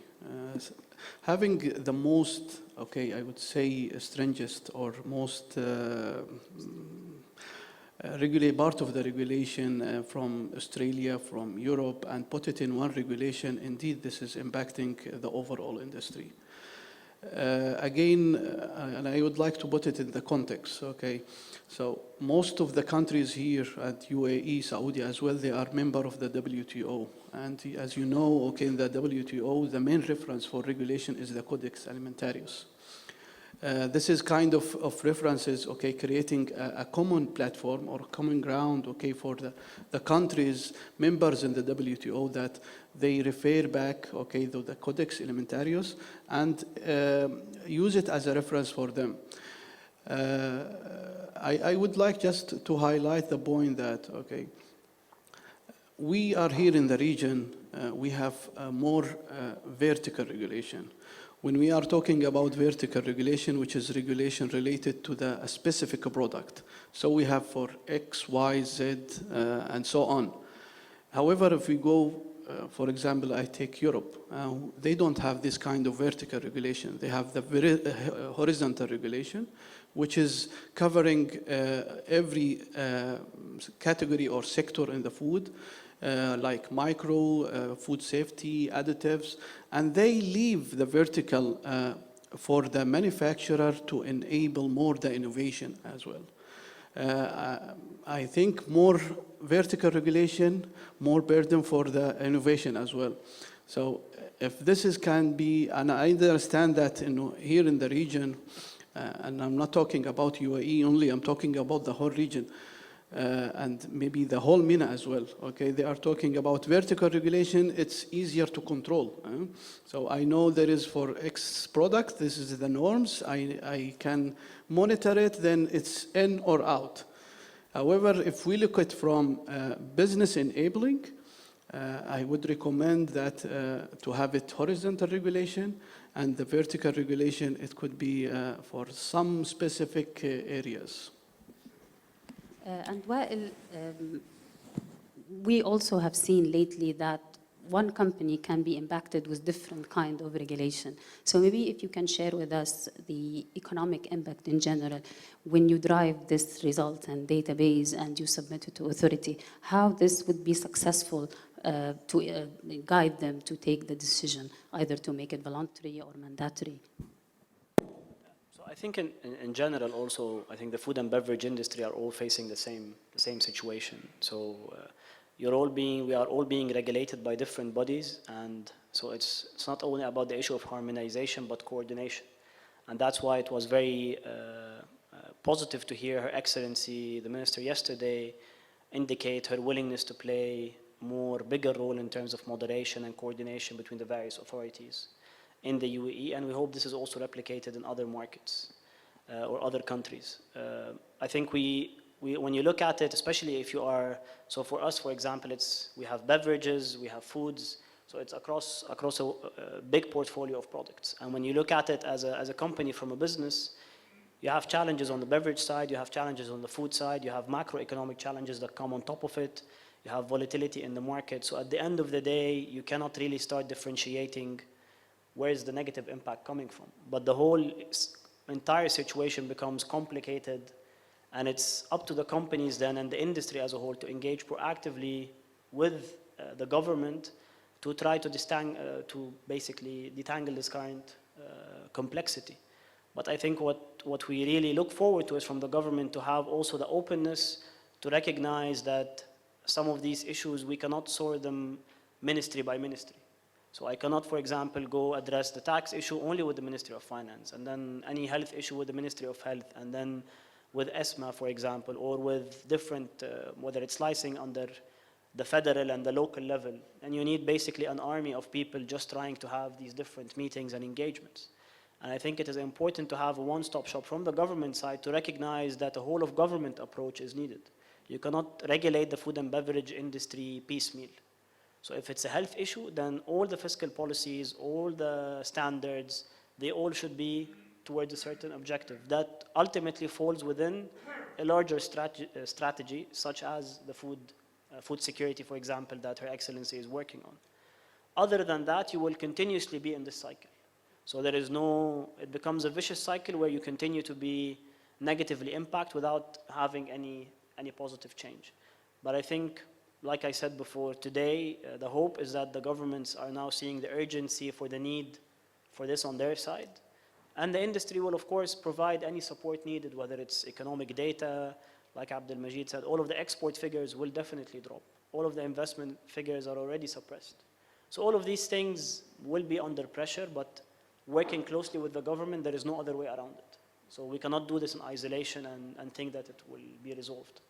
So partnership again with the government is fundamental, and if there is willingness, and I think we can resolve at least some, if not all, the issues. If we talk about now we have highlighted a lot of challenges, and we need to land to the opportunities for the future.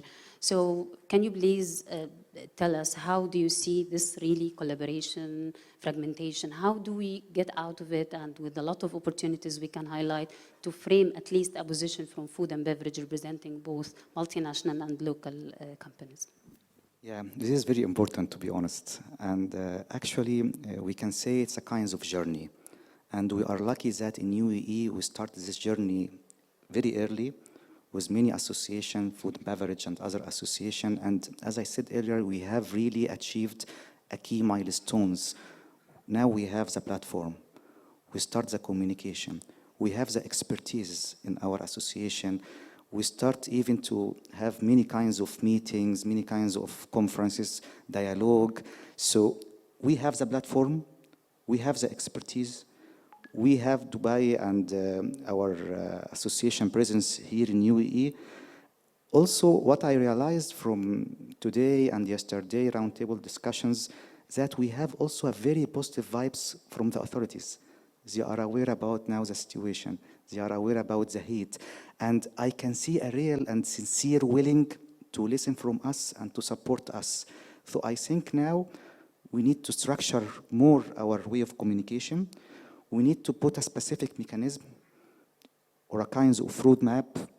What is our key challenges? What is the key position? We need to, as Wael mentioned, to focus in the decision-making criteria and the fast actions and the fast decision-making. And also, we need to focus in who should have the power to give us these fast actions. So in a nutshell, I think we achieved very strong milestones, but there's a crucial need to be much more practical, much more efficient, and take our partnership and our communication dialogue to the next level with the full transparency, full approach of win-to-win and pragmatic approach, and also full support from the authority and from the industry. This is the way I can say it. Abdelmajid, do you have specific recommendation we can frame it out of this session today? Well, let me be frank with you, Mona. I'm really optimistic, and I can tell you we are here in UAE and we are more advanced than other countries, around the region. The way of the communication, the engagement we are seeing, it's give me this kind of optimistic for the future food, I would say. And now we have the platform, food and beverage, creating the platform for the industry. We have a very active board of directors. They are supporting the food and beverage, the industry as a whole. They are engaging part of their activity, I would say, on the day. In addition, they have a busy day with their own business. However, they dedicate some time to support the industry. And in addition, on the other side, as you know, we have the regulatory committee where we have around 70 members, different expertise coming from different, I would say, industry sector. If we put all these together with the positive vibes coming from Her Excellency yesterday, from the meeting today, I would say, there is a light at the end of the tunnel, as Mr. Saleh saying. There is always, a hope. We can just connect the dots together, having more transparent communication. We are ready to facilitate this communication as a committee with the positions, with the science behind it, and we will create this kind of win-win situation and two-way communication. And I think so we're not really recreating anything from scratch.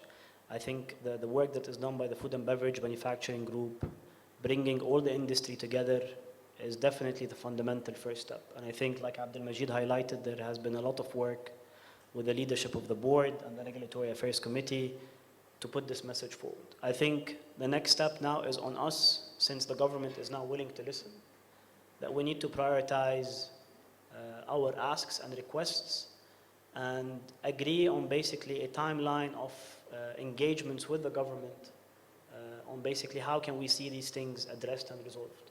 I think placing a timeline and placing how the industry and the roles and the responsibilities of each party is going to be very critical in the coming few weeks, especially as a lot of these regulations are coming into play in 2020.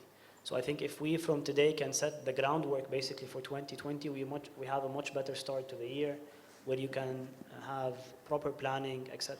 And I think at the end of the day, all of us engaged in public policy, regulatory, on the business side, the fundamental issue that we all look for is visibility. So I think sudden changes, nobody can manage them, whether it's a complicated business or even a simple business, because you're planning according to a certain set of assumptions. If these assumptions change every 3 months, then you cannot manage the business, simply put. And it's not, there is no way to solve for that issue. So having visibility from the government on what do they have in mind is critical. And having that transparency, I think, is very important. And this should be, I think, the number one ask. Because no matter what, if you have visibility on 12 to 18 months horizon, at least for now, then this will give us a lot of breathing room to be able to put things in place. And especially clarity and direction on certain policies and regulations. Unfortunately, and in the GCC in general, and in MENA, of course, you have things that come as voluntary. 6 months, they're mandatory. They go back to voluntary. And you keep going back and forth on certain issues. And we are living in a dynamic societies in the GCC. And working across regions, you can easily find that public policy and government work in the GCC is very different than any other market. Because one, you have the demography is very different. You have, for example, a lot of nationalities being in these markets. They operate, they consume products. So dealing with the GCC countries is not as if you are dealing in any other market. So there are also localities that you need to take into consideration, special circumstances for how consumers operate in the GCC that I think is also fundamental to take into consideration. That's why a lift and shift approach from any other market, even within the GCC, sometimes does not work. So we need to have that on top of mind as well as we are engaging with the government. And like I said, as PepsiCo and as the industry, we are more than happy, of course, to support in this journey under the umbrella of the Food and Beverage Manufacturing Group and the various associations as well within the UAE. Just to conclude, my colleagues, I think, again, like the positive vibes which you are facing or are seeing right now, we need to maximize it. We need, as I said earlier, to put our kinds of roadmap, identify our priorities and our key challenge, put our kinds of milestones and very close follow-up, and to ensure the excellence in execution. What's the meaning by execution? Like when we have meetings, when we have interaction or engagement with authorities, we need really to have a tangible outcomes when it comes to the timelines, when it comes to what is the key priority, and to put our key objective to facilitate the food and beverage industries and how to really create a real and practical win-to-win situation. Thank you so much. So if we can overall conclude the session, we have the platform, we have the support of the board of the Food and Beverage Group. We really appreciate this, and we need to emphasize on this and do more and more. We need really your support and your time in this. And the main asks are the roadmap, the timelines, transparency and regulation. We need to be in the table of discussion. We need visibility. We need international references, and we need the science-based regulation. Thank you so much for the panelists. Thank you so much for the members of the Food and Beverage and the board. And thanks for all the attendees for having this session. Thank you, Mona Abdelmajid, Ahmed and Wael. I think implementation of laws and regulation are going to happen in every country. Repealing the laws or obliterating them entirely is not going to happen in any country. But key today is that we have the partnership of government, of the ministers' offices, of the associations, and these are strongly aligned in hearing the problems and the challenges of the manufacturers. And I think going forward, before any other further regulation is implemented, what manufacturing companies would like to see is the ability to draft up their recommendations before anything is implemented or made the rule of law. So before heading on, there is a valet parking ticket. It's a Lamborghini or Ferrari, I don't know. If you've lost it, I don't know, you're not going to go home. Spending the weekend at the address, some wives or husbands might be concerned. All right. For our next keynote address, what can regional food and beverage manufacturers do to enhance their people and human? Please join me in welcoming Luke Truen, the Chief Executive Officer for Food People in the UAE. Luke loves finding top industry talent with great career opportunities, not what manufacturing owners want to hear, but anyone looking to shift. He's the one to send your CV to. If he wasn't in the talent solutions industry, he would most likely be a burger taster. He has more than 10 years of experience representing food and beverage professionals globally.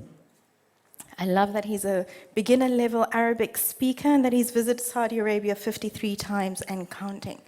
Luke will head straight thereafter his presentation into a panel discussion and an interactive workshop with the audience. Please welcome Luke. Thank you very much. I think I say Salam alaikum, ismi Luke Truen, natakalam Arabia shway shway, tatakalam Inglesium min fadlak. Good afternoon, Your Excellencies, distinguished guests. My name's Luke Truen. I'm the co-founder and managing partner of Food People. We are proud to be the human capital sponsor for this event, and I would like to start by thanking the UAE Food and Beverage Manufacturers Association for initiating this forum where industry leaders from both public and private sectors can support in setting plans and strategies that will lead to achieve economic success and sustainable growth for the food and beverage industry. So just a little bit about me. I don't think many will know who Food People are right now. I'm a graduate in BA Business Management. I'm UK national. I have 10 plus years experience representing talent within the food and beverage industry, 5 years within the UK operating across the European region, and 5 plus years and counting now in the UAE operating across the MENA region. The majority of my experience is within manufacturing and supply chain. Co-founded Food People in 2018. I'm a huge sports fan. As mentioned, I've traveled to Saudi Arabia 50 plus times, every GCC country amongst others within the MENA region, which I suggest shows that I enjoy learning about different cultures. A final fact is that I love coffee. So. A bit about Food People. So, founded in 2018 by myself and Greg Wright, who has similar experience to me, 10 plus years within food and beverage manufacturing talent, based in Dubai. We're the first and only food and beverage specific talent solutions business within this region. So we operate from farm to fork, representing talent for the full end-to-end value chain. It's great to see some people here today actually from agriculture, from ingredients, from machinery, and then in the heart of manufacturing and supply chain, we also represent talent on the other side of the value chain in restaurants, distribution. Multifunctional capability, so we do almost every function. Probably don't come to us for legal advice. We're not at best in terms of legal professionals. Cover the MENA region. I think when we talk about our USP versus other talent solutions businesses, we talk about the fact, we call it the 3 I's. We have international reach, we're industry experts, and we're in the region. So a bit about enhancing people and HR professionals. as said on the screen right there, we live in a world dominated by technology, but people still drive business success. Therefore, they simply shouldn't and couldn't be ignored or unappreciated. So there's some things we've collected from industry leaders, experts within the human resources space, and of course within our business.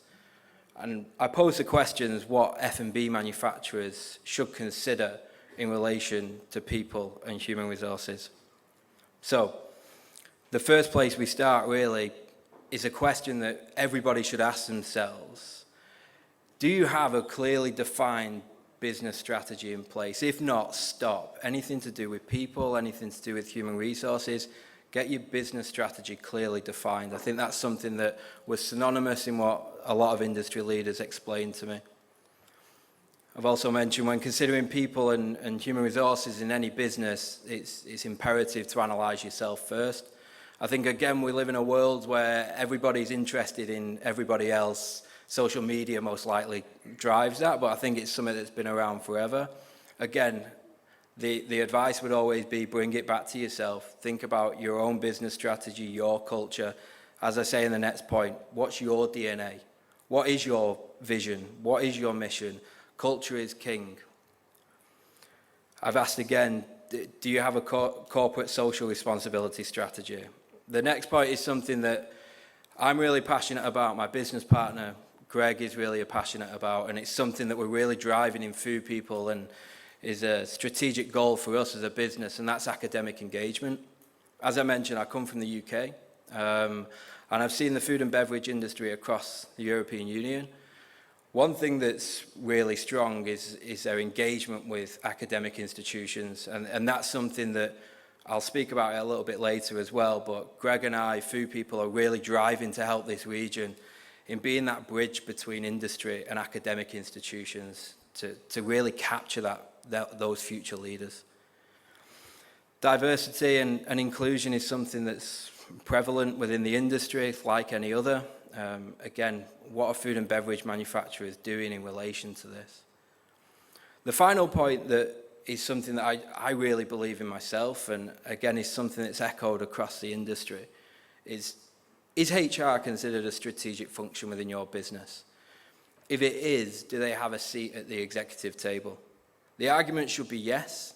How are they expected to influence change or culture if they don't have the respect and the seat at an executive table? So my argument would be yes. I'm sure others will differ.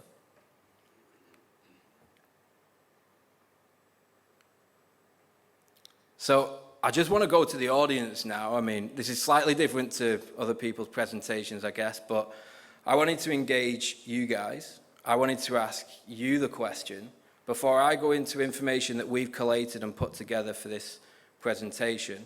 I think there's a microphone somewhere for anyone that wants to raise a hand. But in terms of talent attraction, what do you guys think is the most important elements of talent attraction for a food and beverage manufacturing business? If no hands go up, then I'll just move into my content. But anybody? Nope. Okay, I'll move on.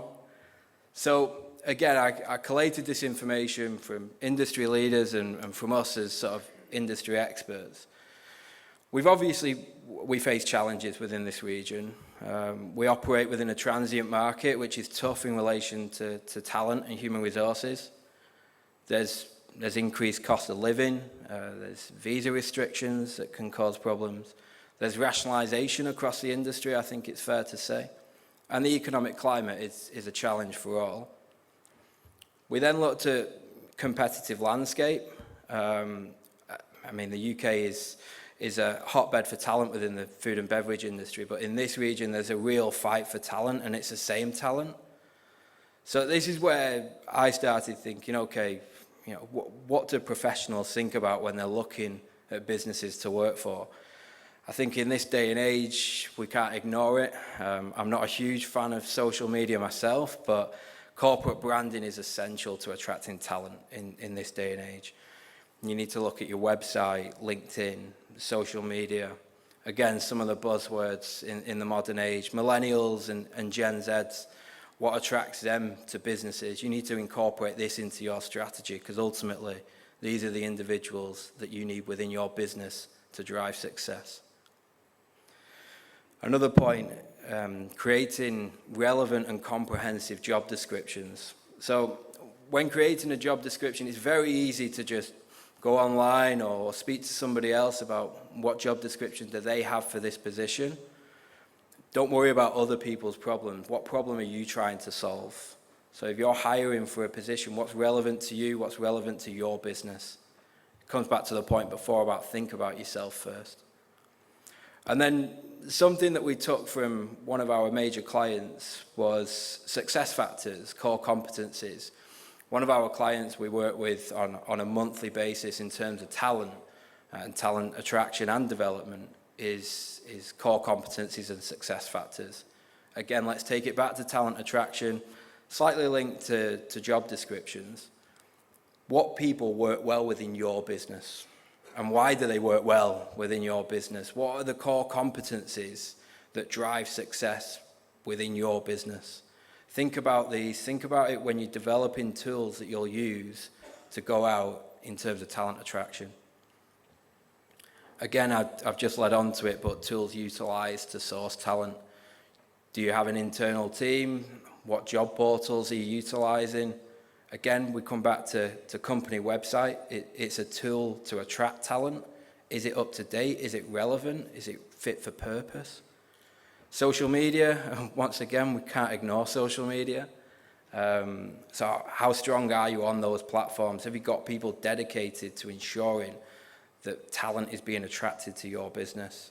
Of course, advertisement, external partners is something that I'd love to talk about, being one myself, but again, I would only ever say to a business, engage an external partner when you're confident that you've done everything you can possible to find that talent yourself.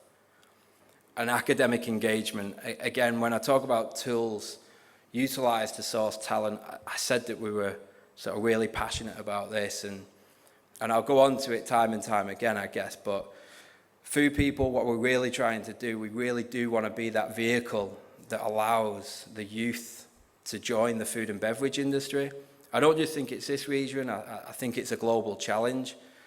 What we hope to do and what we're building a strategy to do is, as I mentioned before, try and create that bridge between industry and youth, and we'll go on to that in more detail. Further, comp and ben structure, is it agreed? Has it been implemented? It's very easy when we're talking about C&B just to think about financial rewards, but think of the non-financial rewards. Attraction now comes into, this moves into retention as well at the back end of the scale. Is this agreed? Has it been implemented effectively? Again, we'll go back to the very start.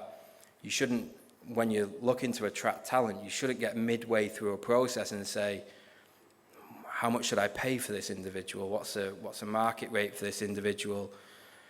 In terms of my competition, who's doing a similar level role in a similar sized business? Don't just compare yourself to everybody, and make sure you do your due diligence and make sure you get relevant market data to structure your organization.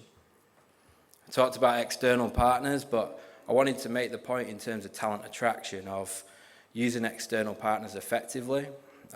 Again, being a service provider ourselves, I think some of the key elements in terms of being effective in terms of partnerships with organizations that come to us and seek talent is transparency, loyalty. It's consultative. I think that's something from our side as service providers that we need to offer. And that's why we created Food People. We wanted to be food and beverage specific. We wanted to embed ourselves within the industry and really understand the trends, which is one of the key reasons when the opportunity came to sponsor this event, we jumped very quickly to come and listen to the trends, to come and listen to industry leaders so that we have an appreciation of what's going on in the market as well. And win-win, I think, again, talent solutions organizations can be quite greedy. Businesses can be quite greedy. It's about building a partnership and it's about finding a win-win so everybody's happy. I've said it before, and attracting youth to the industry is a global challenge for the food and beverage manufacturing industry. I came from the UK market where I would consider our graduate schemes and programs to be very strong. One thing that I wanted to talk about that many of you may know about or may not, I'm not sure, but something that I particularly like and something that I'd like to talk to businesses about in this region is something called a sandwich course. Now, a sandwich course is, for anybody that doesn't know, is if you go into a degree for 3 years, for example, you've got the option to add an additional year. So after your second year of study, the third year you would spend in industry with a business. So if you were studying a degree relevant to the food and beverage industry, you will go and work with a food and beverage manufacturer to get a year's experience, to then in your final year go back, finish your studies, and you've got a year's experience within the industry as well. Again, it's something that a lot of people need to be involved in to make effective, but I really do believe in this region that this can work really well. Following on, I talk about the candidate journey. This is, I think, a frustration for all parties. It's linked to talent attraction and I would say talent retention as well. Candidate journey I'm trying to summarize in terms of once a professional engages within a recruitment process with a company, that journey that they experience throughout that process. So a critical aspect here is transparency. I would say speed of process is something that's really important as well. Are the timelines aligned with everyone required? How many times do we hear of somebody getting in a process and then all of a sudden Ramadan or falls and then people travel, rightfully so, and then it slows down a process, which can hinder the attraction of a candidate. Hiring for the position or the person is something that we know of in our industry quite a lot. Make sure that when you have a requirement, you do continue in that journey to hire for the position and not for the person. So stick to those things that you're looking for in the individual and don't forget those just because there's certain individuals that are involved in the process. I said this before, prior to recruiting, make sure that your job description is still relevant. If the business or the role has changed, ensure it's updated by somebody qualified, which is key, and reviewed by another key stakeholder. Again, you may be recruiting for a position that you recruited for last 5 years ago. Your business has changed, no doubt, dramatically since that point. You can't possibly use that same job description to now attract the person that you want today. That doesn't make sense. So make sure you analyze every time that you start a candidate journey process. Something, again, that's a global challenge, I guess, due to certain times when you're looking to recruit somebody, bringing somebody externally into your business. Are relevant stakeholders involved in the process, and are they qualified to interview professionals for your business? It's very easy for somebody to resign and they're on the way out of your business and it's a business critical position, and you just try to get anybody to be involved in the interview process to try and solve that problem. That's not the right thing to do. That, again, if we go to talent retention, you're going to have issues further down the line because ultimately you're recruiting the wrong person because you're speeding the process up. Do they give external partners all the information required to source effectively? This is businesses who are recruiting somebody, and external partners being a talent solutions business. Do your external partners fully understand your vision and your culture? That's really important for them to understand, to make sure that they're attracting the right people to your organization. And do they have an appreciation of your key challenges within the business and the specific position being recruited for? I think this is something that we come across quite a lot within the talent solutions business, in the sense that often companies don't want to give you too much information. It may be overly sensitive. They may not respect the part that you play within the process. It's an education piece. I think for an external party, you really need to know what the problems are that need to be solved. What are the challenges you're facing within the business? Again, this is part of attraction, but let's look at development and retention. If we don't know the problems that you're facing, somebody could join your business without really knowing those challenges, and it's not best for their career. And somebody's career is one of the most important things in their life, so it's something that should be cherished and respected. Feedback is something, again, within the candidate journey. Is it detailed? Is it timely? Again, this links to corporate branding. If you've got people involved within an interview process within your business and they're unsuccessful, for example, the best thing that you can do as an organization is promote a positive image throughout that process, because people will ask people and people will communicate, and you want that image to be positive, even if they're not successful on this occasion with your organization. So make sure the feedback is detailed and it is timely. I mentioned the last point, when somebody's offered a job, for example. This is a scenario that I've come across time and time again, and I ask it in sort of smaller groups normally, and I'm normally quite surprised by the answer. I always ask, when is the next time a successful candidate is communicated with? So you've gone through this process, you've gone through the heartache, and then you offer somebody a position to join your company. When's the next time that you speak to that individual? They may have a 3-month, 6-month notice period contractually to work with the other organisation they leave. Who's responsible to engage with that individual? When should they be communicated with? I've heard people say a week before they join the business. That's when we speak to them again.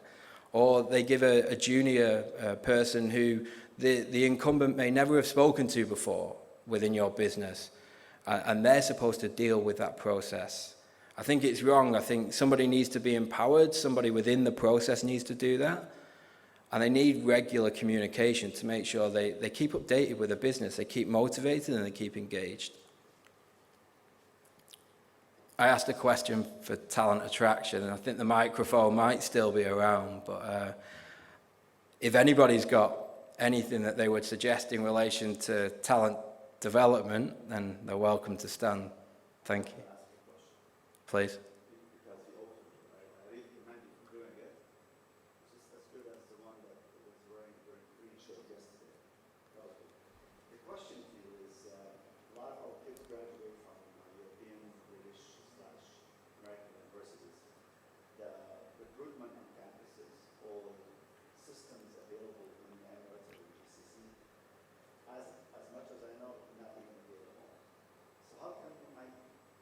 Yeah, how can you know systems or things available for kids when they graduate from universities they can get recruited and work in this part of the world? Thank you. I don't think there's a sort of straightforward answer to that. It's something that I mentioned that we're looking at working on as a strategy as food people. I think it's different for typical recruitment agencies that you'll know of within the region. The bigger players that are sort of broad in terms of industry and functions can't possibly really dedicate the time or understand an industry specifically enough to partner with organisations and institutions to make that effective bridge for students. I think it's something that food people would like to sit with if we're allowed with the UAE Food and Beverage Manufacturers Association and try and work out how we can be a vehicle and how we can be a bridge between companies that may not have the internal capability to go to career fairs or invest the time in campus. I think if we know organisations well enough, and we're growing quite well so far, then we can represent those companies at career fair days. And therefore offer that bridge. That's our vision, that's our hope. We need to work with other people to do that, but it's a dream that we've got at Food People, and we'll try our hardest to execute that. I don't know if that answers the question specifically, but...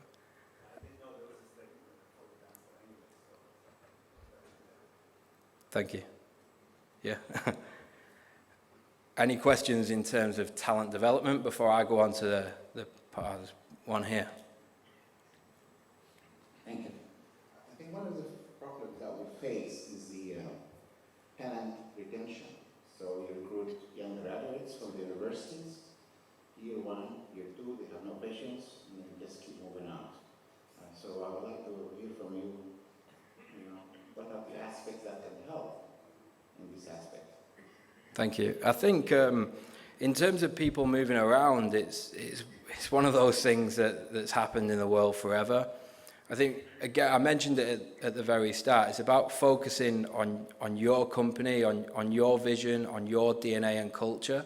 I think that's your responsibility to make sure that that's aligned and structured. Therefore, when you are attracting talent to your organisation, it's the right talent that hopefully doesn't come in and want to move, because Again, when I talked about company branding before and the importance of it, yes, it's extremely important to develop your company branding, but make it reflective of your organisation.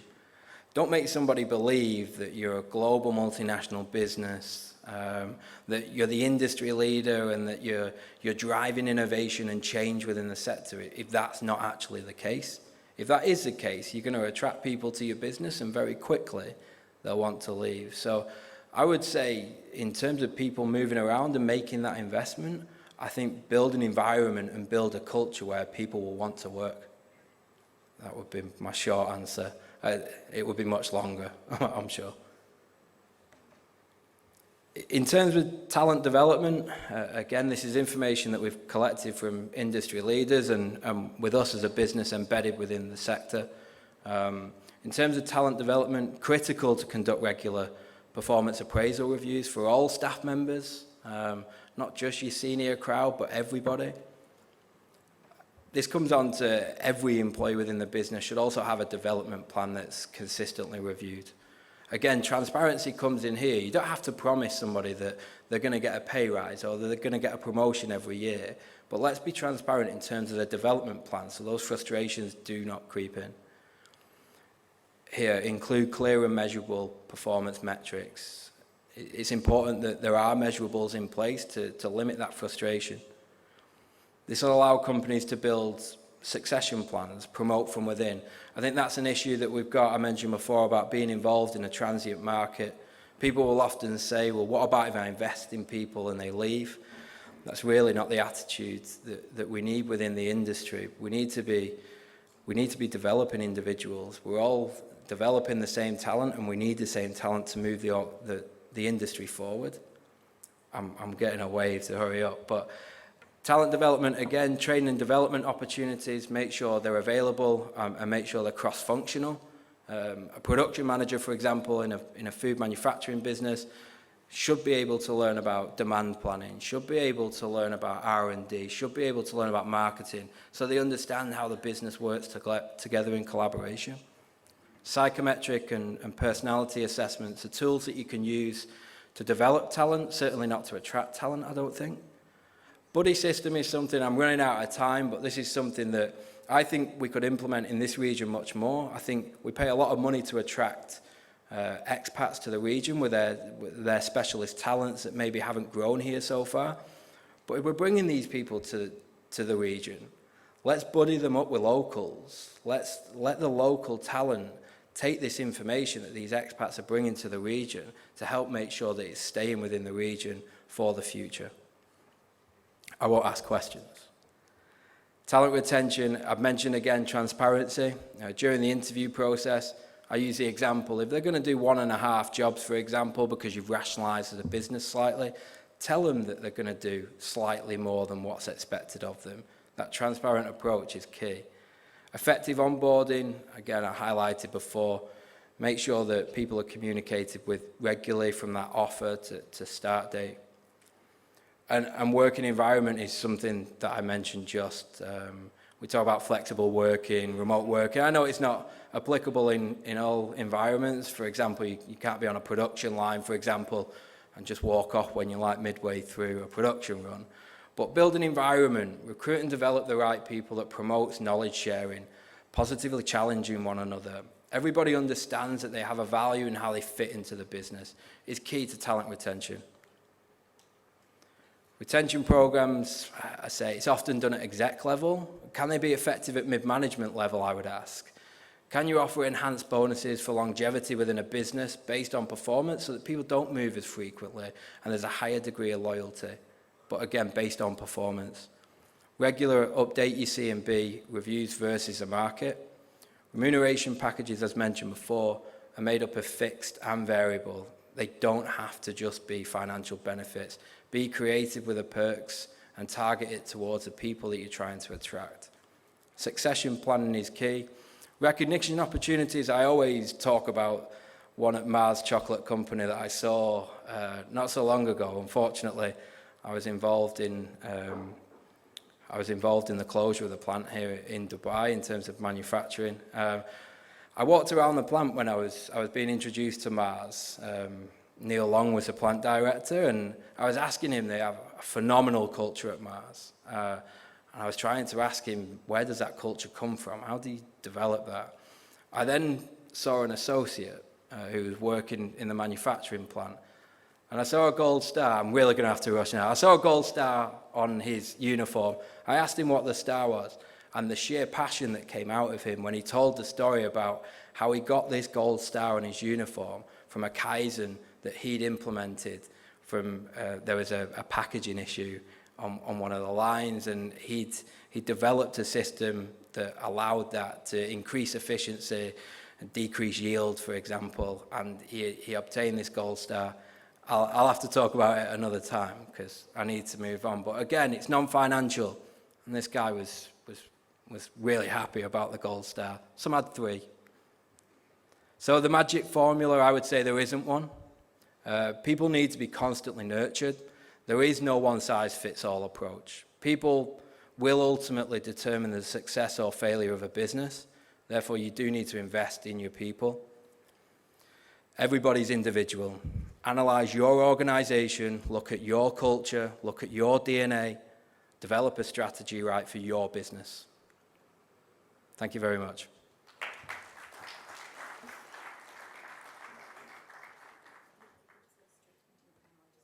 Yeah, perfect.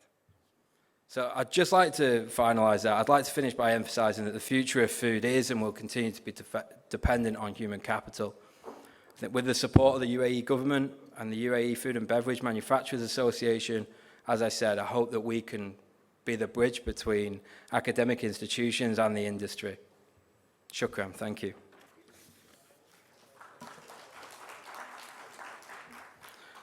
So it's my pleasure today to lead this panel with these highly respected industry leaders to talk about the same subject regarding what regional food and beverage manufacturers can do to enhance their performance, enhance their people, and human resources.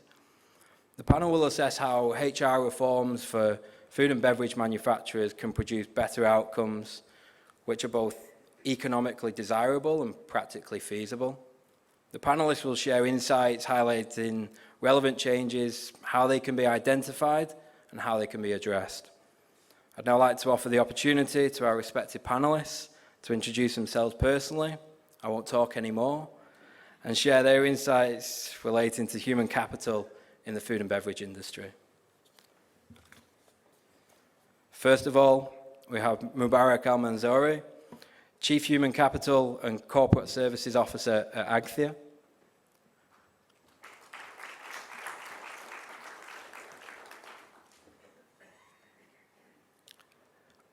I'm hoping my pronunciation is correct here. Secondly, I'd like to introduce Lamia Fakha. She's the Corporate Affairs Director for MENA and Turkey for Kellogg's.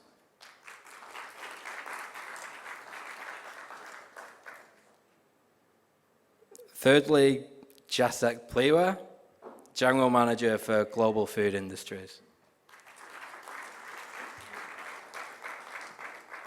Last but not least, Badr Dagha, Human Resources Business Partner for Nestle. So as I said, I've just spoken for a considerable amount of time, so I'll allow each of our respective panelists to introduce themselves. So I guess if we'd like to go from Jacek at the end and move down. I think good morning or good afternoon. I think it's good afternoon. I'm Jacek, and I'm part of Global Foods, Healthy Farm, and again, thanking for the opportunity and amazing forum. And clearly so excited by the developments of the last year, a day and a half. So looking forward to the panel. Good afternoon. First, I would like to thank the UAE Food and Beverage Manufacturers for those 2 amazing days. I think it was fruitful discussions, insights, networking. So thank you very much. I'm Lamia Fakhr, Corporate Affairs Director for Kellogg's. I've been with the company now for almost 5 years. I think they were very exciting to work for a company like Kellogg with a heart and soul, and we'll talk more about that. I'm very proud to be representing my company today. Assalamu alaikum, good afternoon. I'm Barak Al-Mansouri. I'm heading the Human Capital and Corporate Services within the group. I'm pleased to be part of Aghdiya team. Been with Aghdiya since 2017. I'm looking forward for this conference to share and gain all the insight for future development. Good afternoon, everyone. My name is Badr Dagher. I'm half Bahraini, half Lebanese. I've been with Nestle for 14 plus years. I'm currently the HRBP of Nestle's 2 reference factories for the group based in Jabal Ali. We have a headcount of 1,000 plus people, and I'm super intrigued to be here today to share some experiences and some insights. Thank you very much for having us. Awesome. Thank you. So I'll start with Jacek, actually. I mentioned at the end that you should all focus on your own culture, your own business, your own strategy. I'd be interested, given the amount that I guess we've spoken and know each other, being recognized as an innovative company, how do you develop your people plans with that in mind? Great, and thank you for the question. And as I opened the panel yesterday, I think as well, I come again in the same green shirt, which means that I think it's important to communicate in a very consistent way to the organization. And I think what we do in Healthy Farm and Global Food, we communicate from the core, we communicate from the purpose. We are there every day to improve the quality of life, and that's how we are driven. That's why we wake up every day and we run to fulfill this mission. And I think the nature of how we interact, we usually ask the first question, what? What is your job? What you do? I think the key is to ask the question actually why we do what we do. What is the purpose of what we do? And that's, I think, a core of how we build the organization. I give you the example, and I think it's so important to understand why we do what we do, what is the purpose of what we do, rather than what we do. And I think if we communicate why we do what we do, it's far more inspiring for the people. And let me bring you this example. We talked about the Healthy Farm yesterday. So I can have a candidate or a consumer coming at meeting saying, what we do, we produce burgers. How we do it? We have machineries, we have the lines. And why we do it? Because at the end, we want to have a profit. Part of the story. Let me reverse the order. Why we are here today? Because we are here for the children, to improve the quality of life of our children. We have a very nice, small, funny nugget, which has a character of dinosaurs. Would you like to try one? I think it's so important that we have a reverse order, building the cultures of our organization coming from why we do what we do. So I think that's the purpose, which is so important to start with. Thank you. I think, Lamia, we spoke beforehand in terms of high-performing caliber individuals. I guess the question, how can you stimulate a high-performance caliber? And more importantly, how do you retain them within your organization? Well, I think before we start or we get into that, I would like to really introduce how our founder saw us almost a century ago. So he said, and I quote, "We are a company of dedicated people making quality products for a healthier world." He was a visionary man, and he knew from day one what really stimulates calibers. I think it's the purpose, as you rightly said. It's the purpose of doing the right food for a healthier world. So this is something that we take a lot of pride in. You would find all his quotes all over our words because we stay true to his values and we stay very clear to our strategy. We have decided to make sure that each and every employee within our organization is very clear in his mind of why are we doing this. He said again 100 years ago that he will always invest his money in people.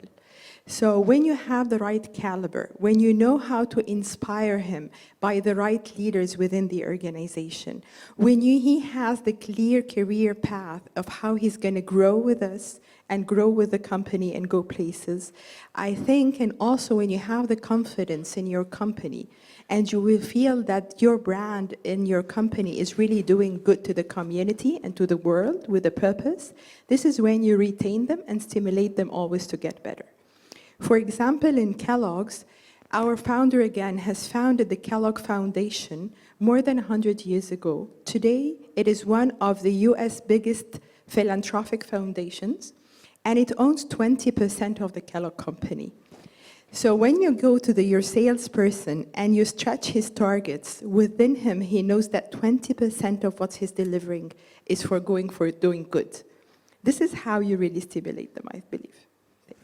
Thank you. That's amazing. It shows how the thought in terms of people and human resources is the same 100 years ago as it is today and will remain in the future. And it's interesting to hear that from somebody operating within a global multinational organization. I guess I'll speak to Mubarak now, who works for a very large and successful local organization in Agthia. We've heard from the multinational. How do you engineer, how do you develop talent within Agthia? First of all, human capital within Agthia Group is top of the agenda of our strategy. As we are committed to healthier food, we are committed to healthier environment within the organization. Today, Agthia operates not only in UAE, we operate GCC, we operate in Egypt, and we export more than 50 countries around the world.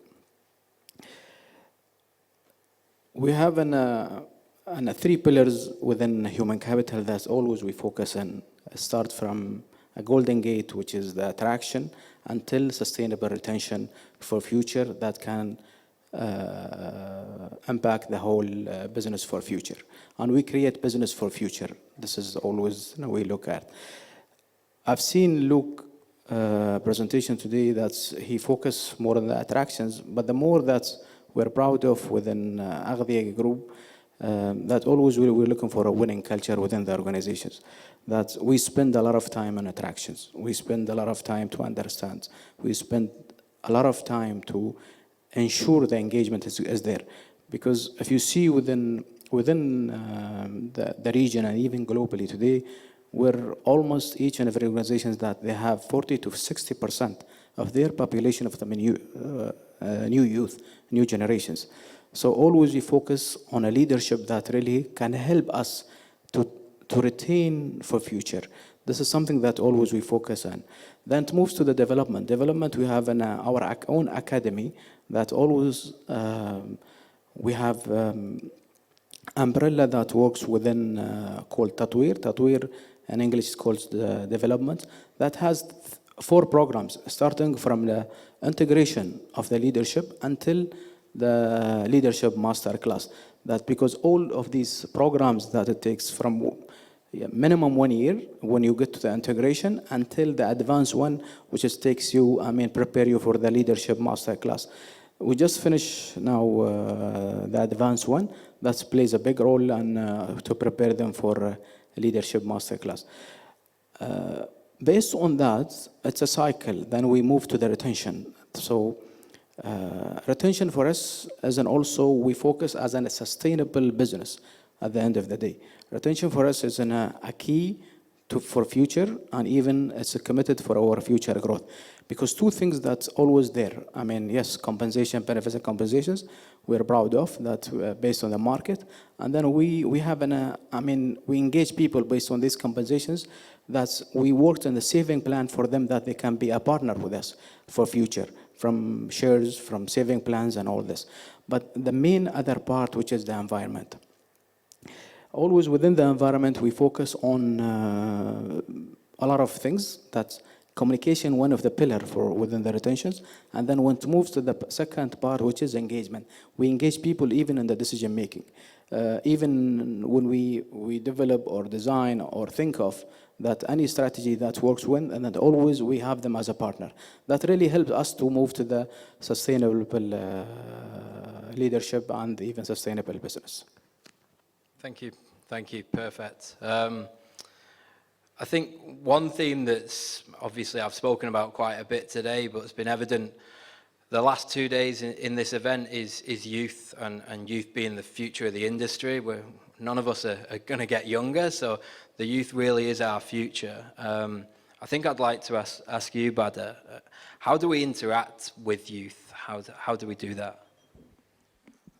Thank you, Luke, for the question. Well, when it comes to youth, there's many different ways in which we would interact with them. So first, of course, your first point of contact would be the establishments or the institutions in which they currently study. So there's a lot of teams that are designed to go to the universities and do your regular career fairs and so forth and so on. But that has become a more traditional way to engage with the youth. Actually, to give you some statistics, and before I give some statistics about what we do, it's very important that the interaction makes the students understand that their understanding or the current stereotype of a factory is no longer the stereotype that used to be. So the stereotypes were, very dimmed light areas, very far away from the city, mainly run by, families. On the contrary, factories and manufacturing facilities today are coming with the most high-tech technology, offering the very comfortable places to work with. So I'll give an example and some statistics. So in our factory, for example, we have 25 plus nationalities working under 2 roofs. We have the 60% of the 1,000 plus headcount that we have are under the age of 35. So we're a very, very young group. So that goes against, finding all these elderly people in older factories. So we're really breaking stereotypes here. And just maybe to add a little more on statistics, we engage with youth in 2 ways. One, we go to the universities in the traditional way. We do what we call CV clinics, so we help students work on their CVs. We do some LinkedIn programs. And then what we do in our factories is over the last 3 years, we've welcomed 1,500 plus students who would come to the factory, spend 6-7 hours with their teachers. They would visit the shop floor. They would go through an HR course on what is Nestlé and so forth and so on. And this way, it automatically stimulates their desire to want to be part of an organization like Nestlé when we explain to them what we do and what our purpose and values are. That's very important. And now, luckily working for a multinational organization, we have teams working day and night to find out different ways of reaching the students. So now what we're exploring with today is actually taking the internship experience to the university itself rather than having it in our facility. So this is something that's work in progress, and we're really hoping that one day we can really develop it in a way that's very interactive for the students. And maybe I'd also leave you with another initiative that we've done. Of course, everyone hires interns. In the last 3 years, we've hired 40 plus interns. We're very glad to say that 12 of them have been given permanent jobs. And I'm even more glad to say, if anyone has been keeping up with the news, just 2 days ago, Nestlé Al Maha factory inaugurated the UAE's largest ground solar plant, which will power 80% of our electricity. We're talking 13 plus production lines. 80% of our electricity in Dubai. It was inaugurated by the CEO of DIWA, and we were proud to have that footprint in the UAE. The best part of it was the person leading the entire project was a female intern. And this for us is really groundbreaking from an HR perspective. Thank you. No, thank you. Amazing insights.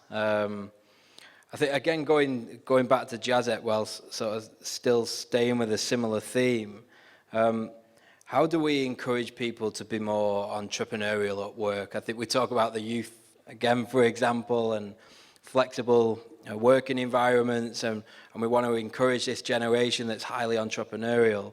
How do you encourage that?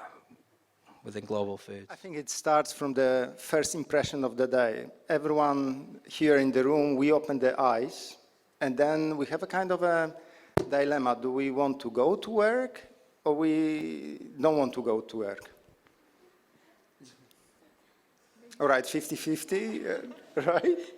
Okay, if you are in the part that you want to go to work, I think you are very well connected with the purpose. You feel you are on the mission, right? Because once you are on the mission, you might have a chance of the fulfillment.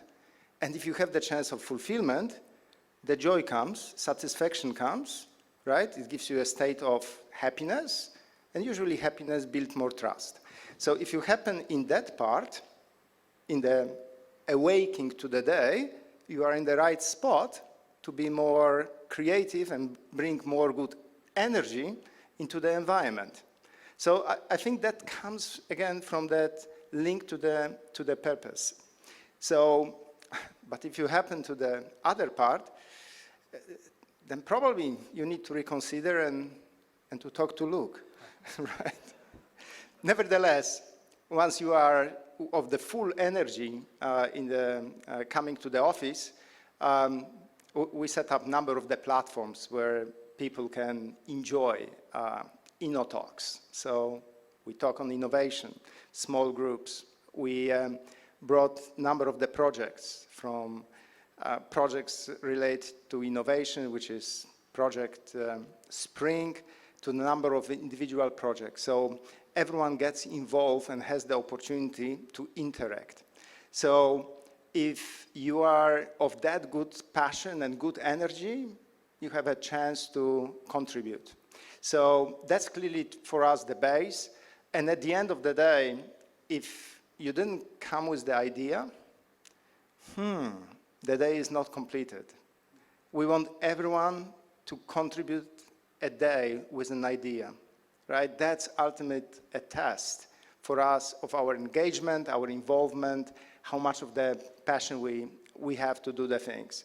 But if you don't feel well to come to the office, you are not of that great energy, maybe you stay back for a day and you reload your energy so you can inspire people coming back. So for us, it's all again derived from the purpose, being on that mission, creating for the people within the environment, the space and the projects and the platforms so they can interact and ultimately to be rewarded by the results they do and by the recognition we achieve. That's probably why we've been chosen the most innovative company of UAE this year, and we've been receiving 3 times in a row the best product awards in the Gulf food, and I think that's something which we are quite proud of. Thank you. Sorry, that's 50% or clapping? Because that was not very strong for the 50%. Let's hope it grows if it is less than 50%. I think again to you, Mubarak, in terms of the younger generation being much more demanding in terms of recognition and reward, how do you see the new generation influencing the impact on demands of food and beverage manufacturers?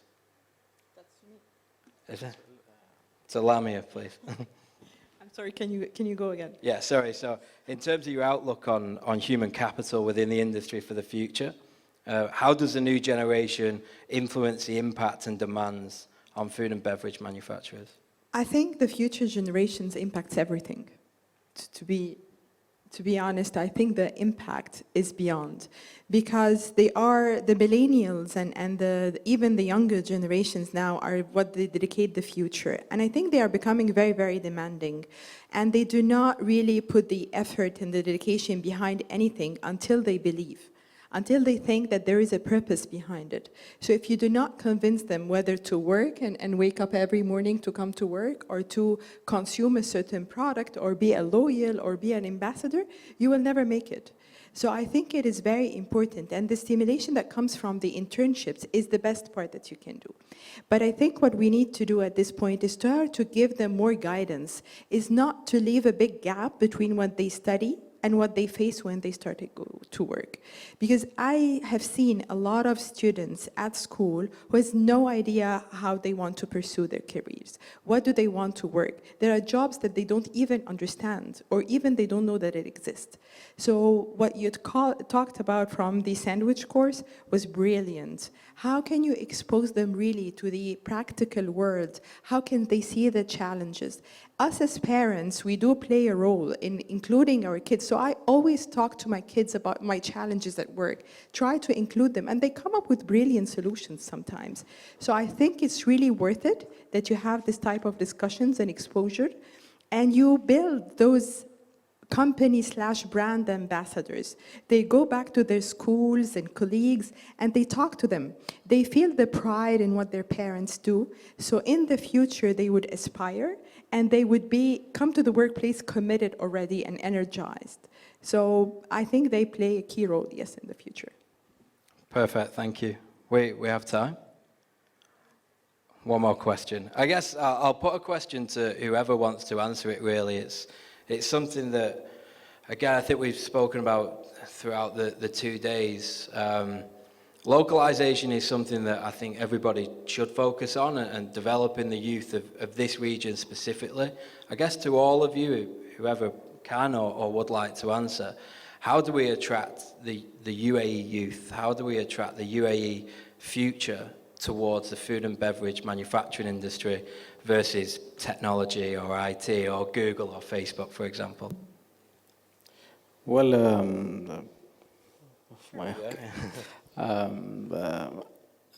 and all in all, if you look, I mean, we need to move from the way we engage, I mean, from the classic way and to the new way that we need to attract.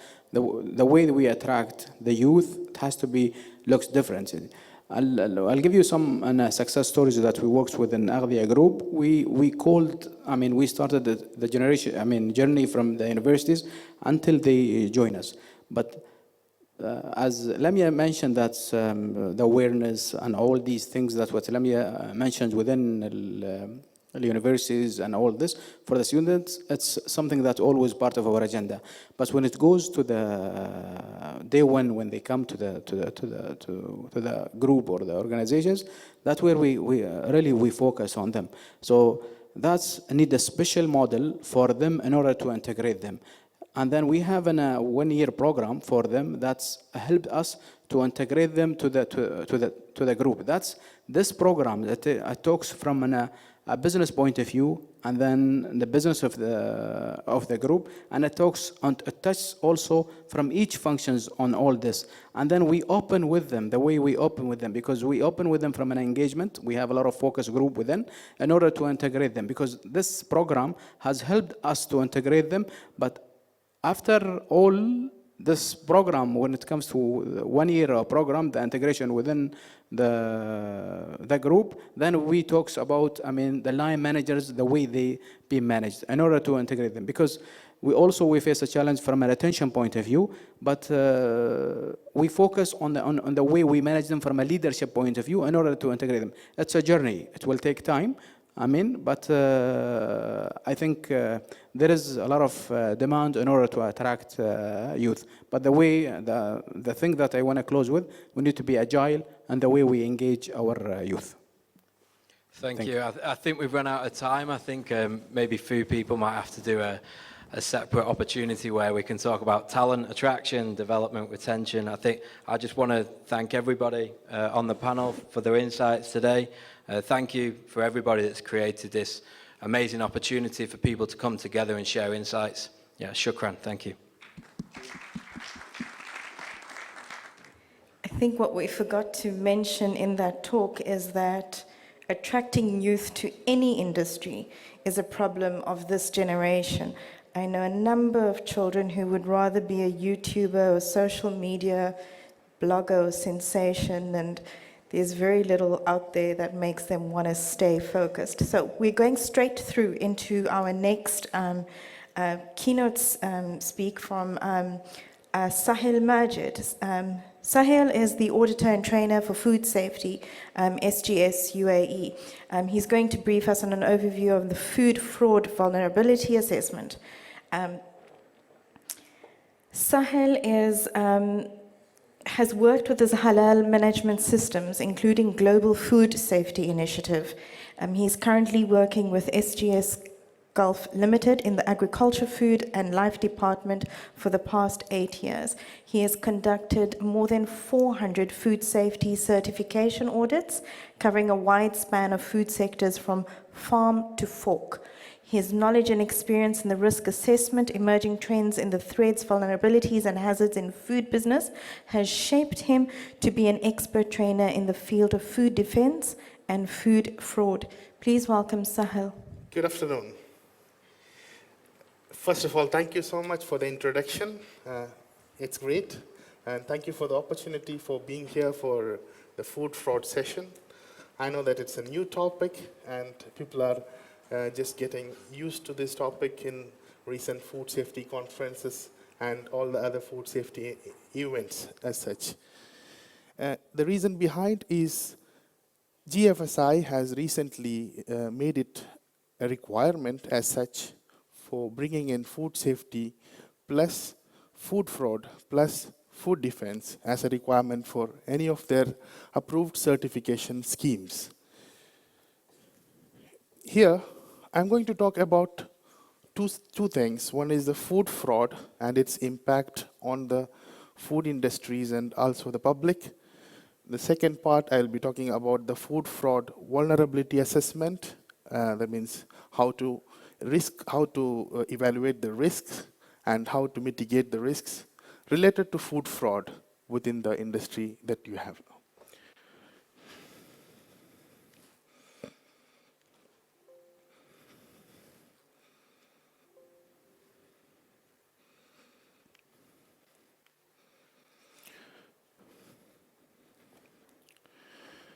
Before we start, I would like to quote a sentence from a very reputed person. Where there is money, there is crime, and when there is big money, then there is a big crime. It was from Andy Morling, he's Chief Executive of the UK Food Standards Agency and National Food Crime Unit. You know that everything revolves around the money these days. Okay, food safety was a bigger concern, but food safety was something which is inherent in the food, which does not involve an intentional problem actually.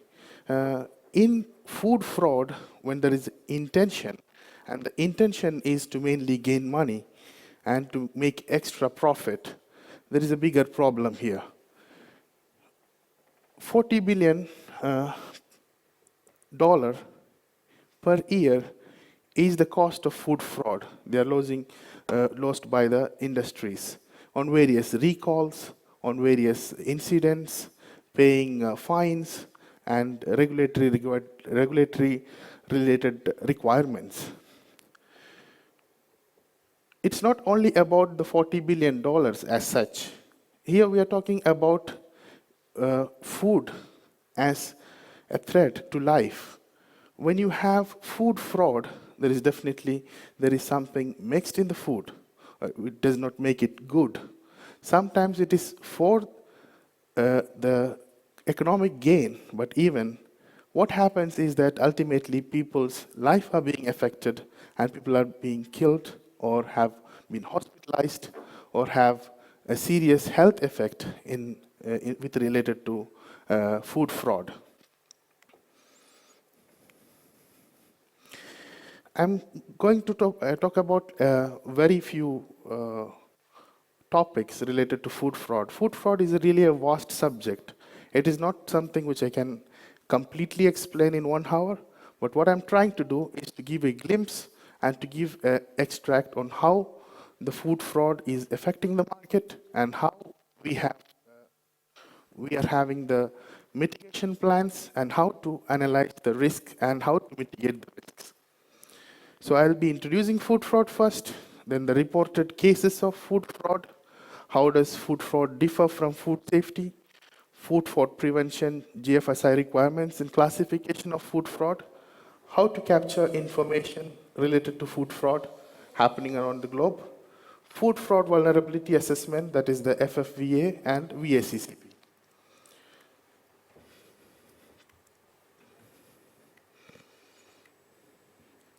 Now let us get back to the definition first. I know that people are not very fond of learning definitions, of course, or are interested to know definitions, but let us consider the definition first before we move into the topic as such.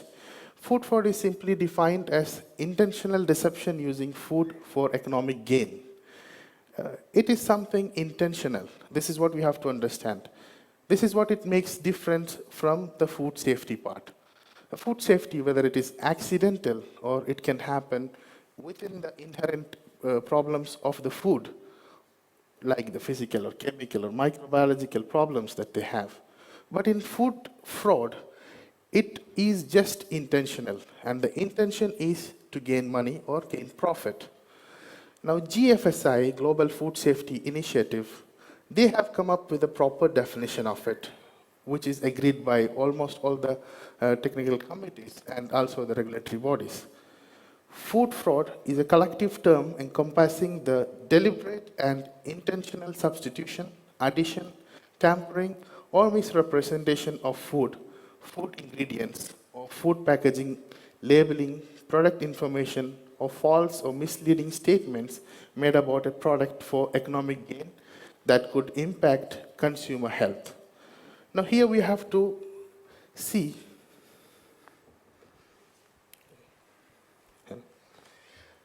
okay, that was good. Here we have to see, while defining food fraud itself, the GFSI has emphasized certain terms like intentional substitution, addition, tampering, or misrepresentation. These words are the key for food fraud, actually. Now, how do we do? Was the food fraud a millennial issue? No, right? We knew that food fraud existed from a very long time. In the past years, farmers were doing it, and the traditional farmers were doing it. The traditional bakers were doing it, like mixing water in milk is also food fraud. But how to define it properly with the classification? This is what the GFSI has done. So food fraud is a collective term encompassing the deliberate and intentional substitution, addition, tampering, or misrepresentation of food. Now, let me tell you that why food fraud, or why is it happening? Is it just because of money? Somebody want to gain some extra profit, or somebody want to gain some net profit extra? Do you think it? It's not just about money itself. There are market pressures, and there are sometimes unavailability of raw materials, and the demand to supply the raw materials becomes huge. Now, every day our population is increasing. It has never gone down, right? But what about the farms? Are they increasing or decreasing? The farms, the farmland and agricultural produce, they have to also significantly increase while the population grows up. Otherwise, there will be a huge demand, and this demand will not be met because the agricultural produce is not reaching that level to supply to the market that has the demand.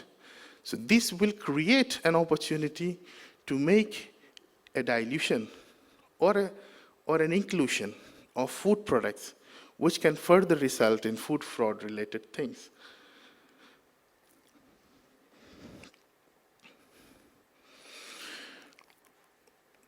Increasing globalization and food trade itself is one example that we can see that, for example, from India, you have turmeric, which is grown by the farmers.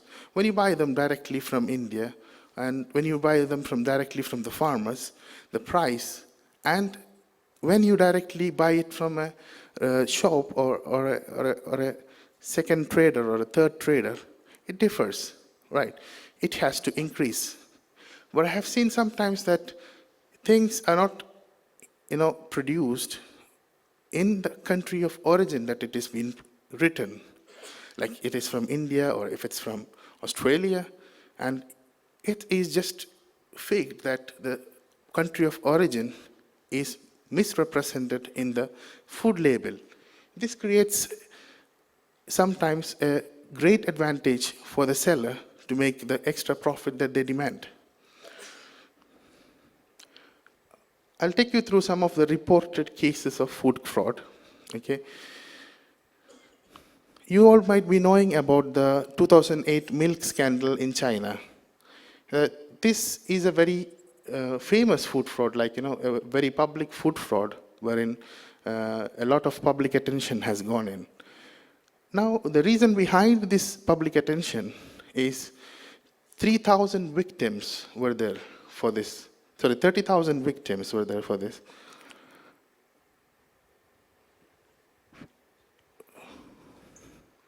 54,000 babies hospitalized, 6 babies died. So this gets to public attention because this affects the people's life directly. Now the problem here is not because a directly known ingredient was added as a poison or as a particular kind of a pathogen or something. Melamine was there in the industry and people were having it around the industry. But if somebody just thought of mimicking the protein of milk by adding melamine, which made a big impact in their profit because they are getting the same protein level of milk when they add melamine to the milk. So this created a very good profit for them. This ultimately made them think that, okay, if we substitute the protein, then that means less milk solids, less milk is needed. So when you have less milk, then you will have more money because you are selling for the same quantity of milk with a less quantity of milk being added in it. Mimicking the protein is one of the ways they have used to deceive the consumers ultimately for this purpose. Another incident that you might be knowing, also everyone is aware of, is the horse meat scandal. The horse meat which was illegally mixed into beef product. This incident occurred primarily in the British consumers marketplace in 2013. The product was produced in Romania and was transshipped through several European countries. This as an adulterant substance food fraud incident because horse meat was not authorized additionally. Now, the problem here is not horse meat itself. Actually, by eating horse meat, will there be any problem? I don't think, because horse meat is just like any other meat. But it is not supposed to be eaten by some people, and it is not declared in that food. So when you are trying to get a beef meat, okay, or a minced beef, and then you say that, okay, I'm trying to have a minced beef, and then you find that there is a horse meat inside, then it becomes a problem. This again is a misrepresentation.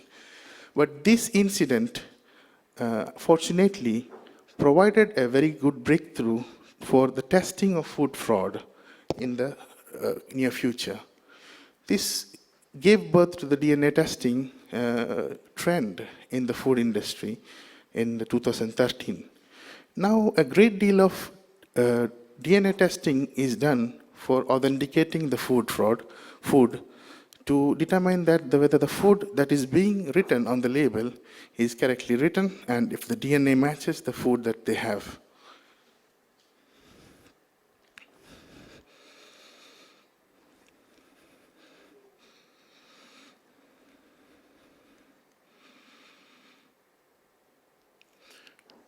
Coming to the 3 oil cases that you have.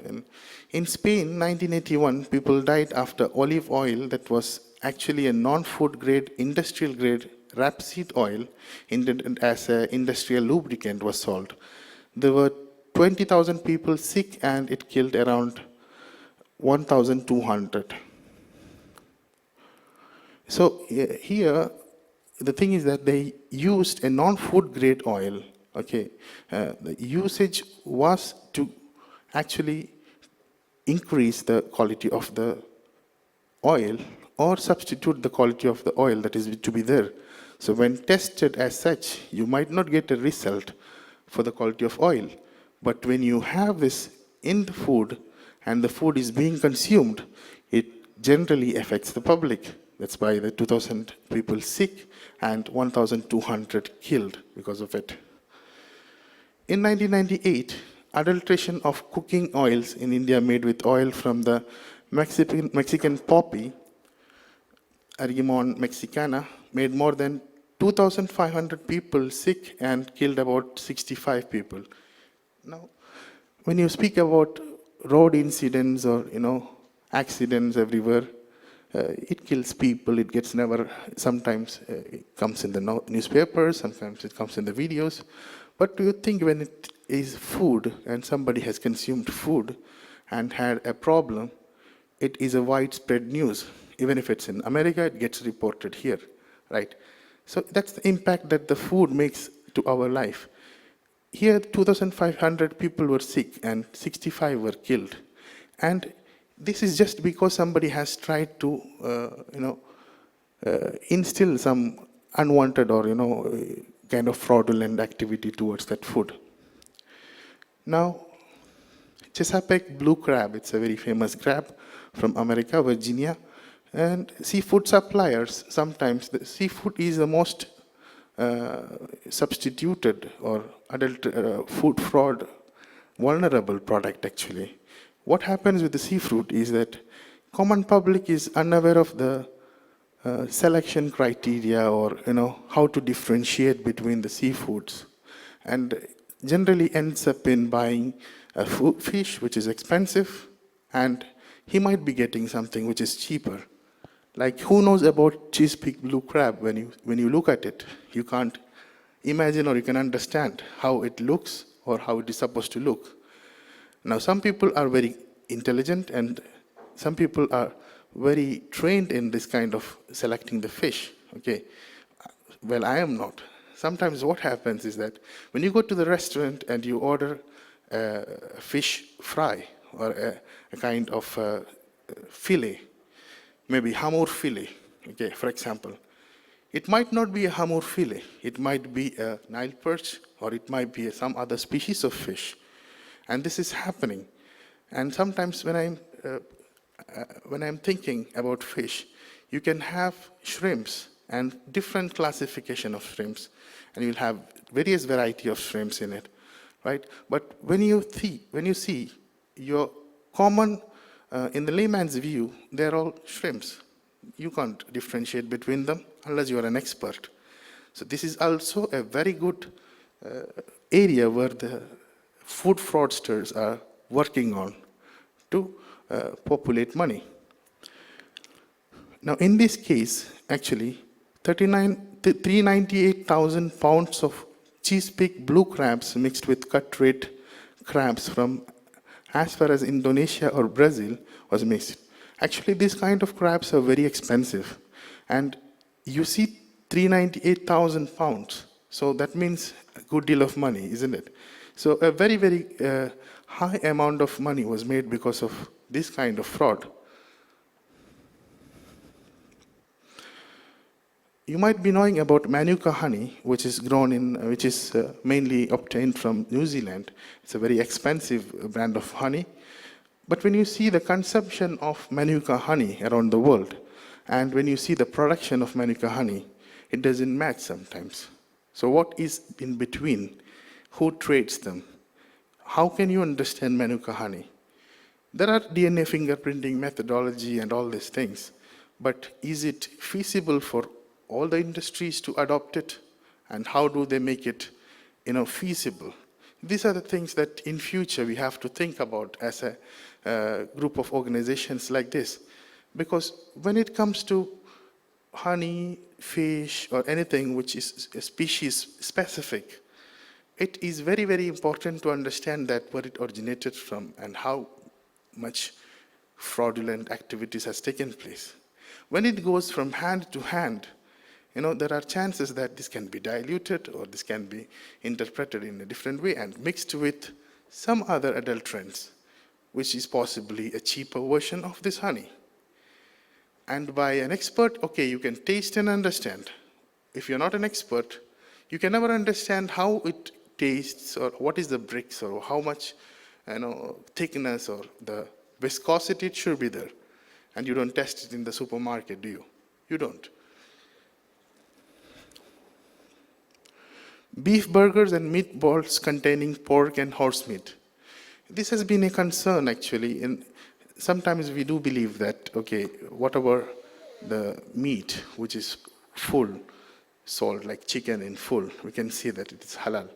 Being a halal auditor, I have come across various areas where I have seen that, okay, the declaration of halal is available, the certification of halal is available, but when you do a proper traceability or a vertical audit as such, you don't seem to reach that end point to say halal. When it comes to halal, it's not only about pork or when it's not only about a meat or something. It's also about the way of slaughtering the animal or way of slaughtering the bird. Now, how do you ensure that this traceability is throughout the chain until it reaches the first point or the farm? This is a great challenge. And to ensure this traceability, various organizations or various levels of food chain has to work in hand and together to make sure that these informations, which is carried from the farm, reaches the end consumer. Sometimes the farmer who is having this kind of meat or pork or the slaughtered chicken, his intention is not to sell a chicken or beef in halal. His intention is to sell it in a non-halal market. But the interpreter, who is in the middle, he plays the role. So he takes it and he captures the information and he says, okay, this is halal, and he marks it halal and he sends it out to the market. Now, our regulatory requirements in UAE has it made it very strict to mark it halal. There is halal national mark, which is governed by GSO 2055-1 standard, in which the certification is possible. It's a 3-year certification wherein the companies get assessed for GSO 2055-1, which is halal food standard, and GSO 993, which is halal slaughtering standard. So here in UAE, everything is traced back when you give a halal certificate, including the food, the packaging materials, even the lubricants, cleaning chemicals, and whatever is used in that food will be screened for halal before giving a halal certificate. But the problem is halal certification bodies around the world. Like now, there are more halal certification bodies sometimes than the food industries. So what happens is that the authenticity of the certificate is questioned. How do we know that these are real bodies conducting real assessments and giving a proper halal certification? For this, you need to see what kind of accreditations they have got, like what kind of credibility they have got. You have information websites like ESMA, like halal.ae, wherein you will get listed halal certification bodies to see that these certification bodies which are listed are approved by the UAE Federal Authority or ESMA. So you can count on these certification bodies and take the credible certificate which is provided by a proper certification body. Not only ESMA, GAC or EAIC also has list of certification bodies approved by them. You can also use those approved certification bodies. Halal is a bigger concern when it comes to small ingredients. It's not only about a kind of a meat or something. When you have, when you consider the ingredients in the additives level, like for example, the E numbers, for example, E471, there are various sources of E471. Now, E471 is synthetic, E471 is plant-based, and there is a possibility that these kind of ingredients can also have traces of pork elements. It's further to add on to this, it's not only about the food products. Sometimes the way of processing it, even the chemicals used in it, might have traces of non-halal ingredients. Some think that, okay, whatever that is concerned about the meat is need to be halal certified or have a halal mark. No, it's not. Sometimes what happens is that when you have a cleaning chemical, you have alcohol in it. When you have the processing aid, like flavors, etc., especially the natural flavors, which are extracted using the methodology of using alcohol as such. Now, if you ask me, are all alcohols halal or are all alcohols non-halal or something? I'm not telling about halal or non-halal, but we can accept synthetic alcohols. We cannot accept alcohols that is fermented by dates, okay, or grapes, etc. For cleaning chemical, not to be directly added in the food. This is about the fraud in halal. Hydrogen peroxide in seafood to preserve. Of course, they add preservatives. But when this preservatives itself makes a food dangerous for health, then it is again a food fraud, right? So in 2014, hydrogen peroxide was used to preserve the seafood in Italy. Zombie meat, frozen chicken, beef and pork in China. Zombie meat is the chicken leg, which is considered to be as a combination of drinks. It was supposed to be kept frozen and mixed with beef and pork and served. Palm oil milk in Russia, palm oil scam. This was a big scam in 2015. Now, when you come to the statistics of food fraud happened around the world, and how do we interpret it? Like, how can we say that why this has happened? When you count, 3.3% of food fraud has happened in alcoholic beverages. Dairy products, 6%. Tea, 1%. Egg, 1%. Seafood products, 32%. You see the difference in the seafood and how the massiveness of fraud is taking place in the seafood. Fruit juices and concentrates, 4%. And other concentrates, 5%. Grains and grain products, 5%. Honey, natural sweetener, 5%. Infant formula, 4%. Meat and meat products, 8%. Nutraceutical food products, oils and fats, other beverages, and produce, 4%. So when you see to these statistics, you can understand that seafood is sometimes most adulterated food. And of course, you know the reason why. I have told you already. I have already came to this fact that how does food fraud differ from food safety? And let me see what food safety is first. Food safety deals with unintentional contamination of food that makes the food injurious to health. Now, what is unintentional or what is accidental is because it is inherent of the inherent factor of the food that is being causing a food problem here. Like, for example, biological, chemical, physical factors or hazards. Now, this is purely accidental, not intended for economic gain, deals with inherent hazards in the food. Now, we have got very well developed regulatory requirements as such in Dubai or in any part of the world to deal with food safety as such. Now, food safety is a very established division here in Dubai. There are food safety conferences happening every year, and Dubai municipality is very keen in serving the food safety part. And there is grading in the restaurants and continuous inspections. So it's hardly very rare that food safety incidents can happen in Dubai.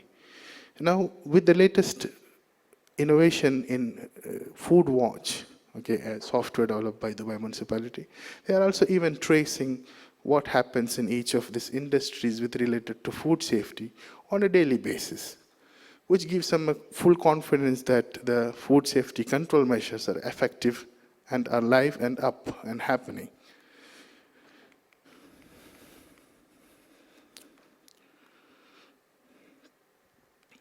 Now, when it comes to food fraud, first of all, the main problem is that only the criminals who have put this food fraud into the food, they knows what has been put in, or what adulterant has been mixed, or what kind of ingredient has been substituted to cause this food fraud.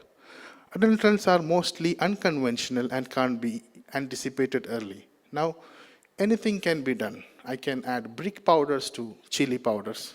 Okay, I can add in the turmeric. I can add yellow powders, talcum powders mixed with yellow color. So many things can be done in the food fraud field.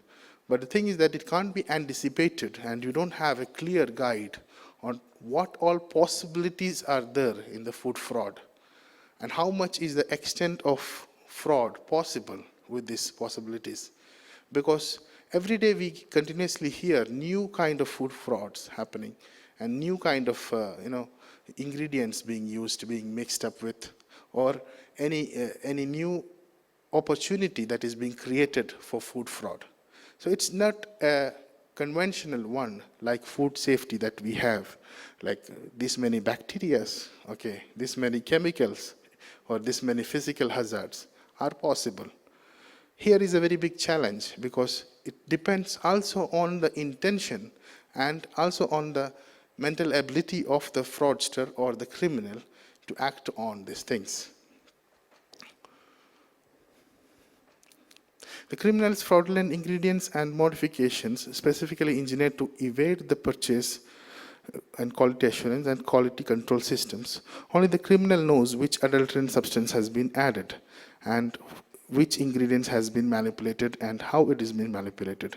So detection is very, very difficult when it comes to food fraud. Because how you detect, you have to detect a particular ingredient. So you will test for that ingredient to be detected, right? So here we have n number of ingredients. How can you test all these ingredients as such? And how can you make sure that these ingredients you have tested can cover the food fraud possible in this kind of food? Never. You cannot imagine, and you cannot foresee what kind of ingredients can be added and tested.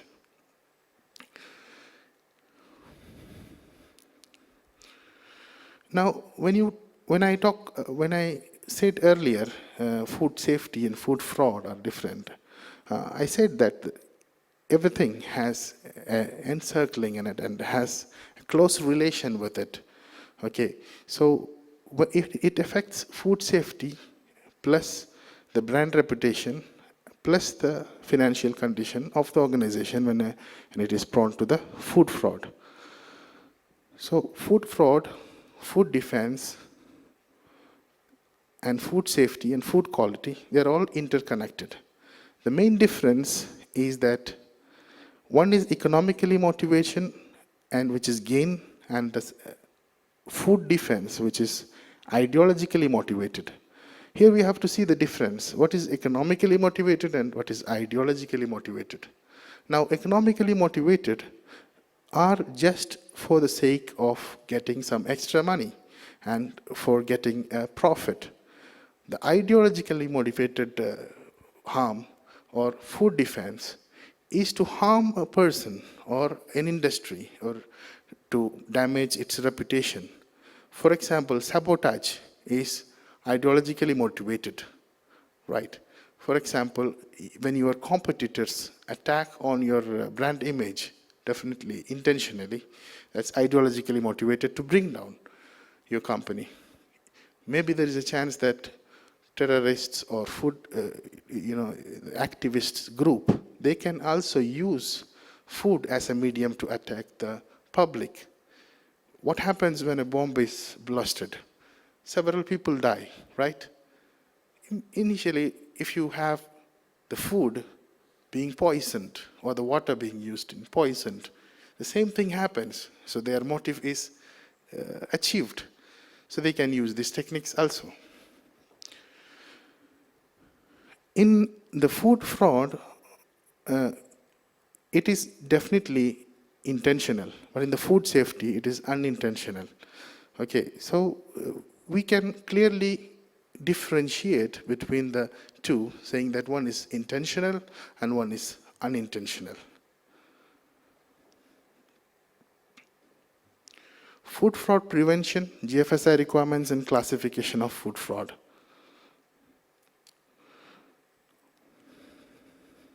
Now, GFSI requires you to have a food fraud mitigation plan, a plan which can cover the possible food fraud that can happen and have a mitigation plan and initiate at least a process to understand how the food fraud takes place and how can it be controlled as such. So you need to have a food fraud mitigation plan, a food fraud vulnerability assessment, and a food fraud mitigation plan from the scope, which is from the GFSI position statement, which is given in the GFSI website. Now here, the standard shall require that the organization has a documented food fraud vulnerability assessment procedure in place to identify potential vulnerability and prioritize food fraud mitigation measures.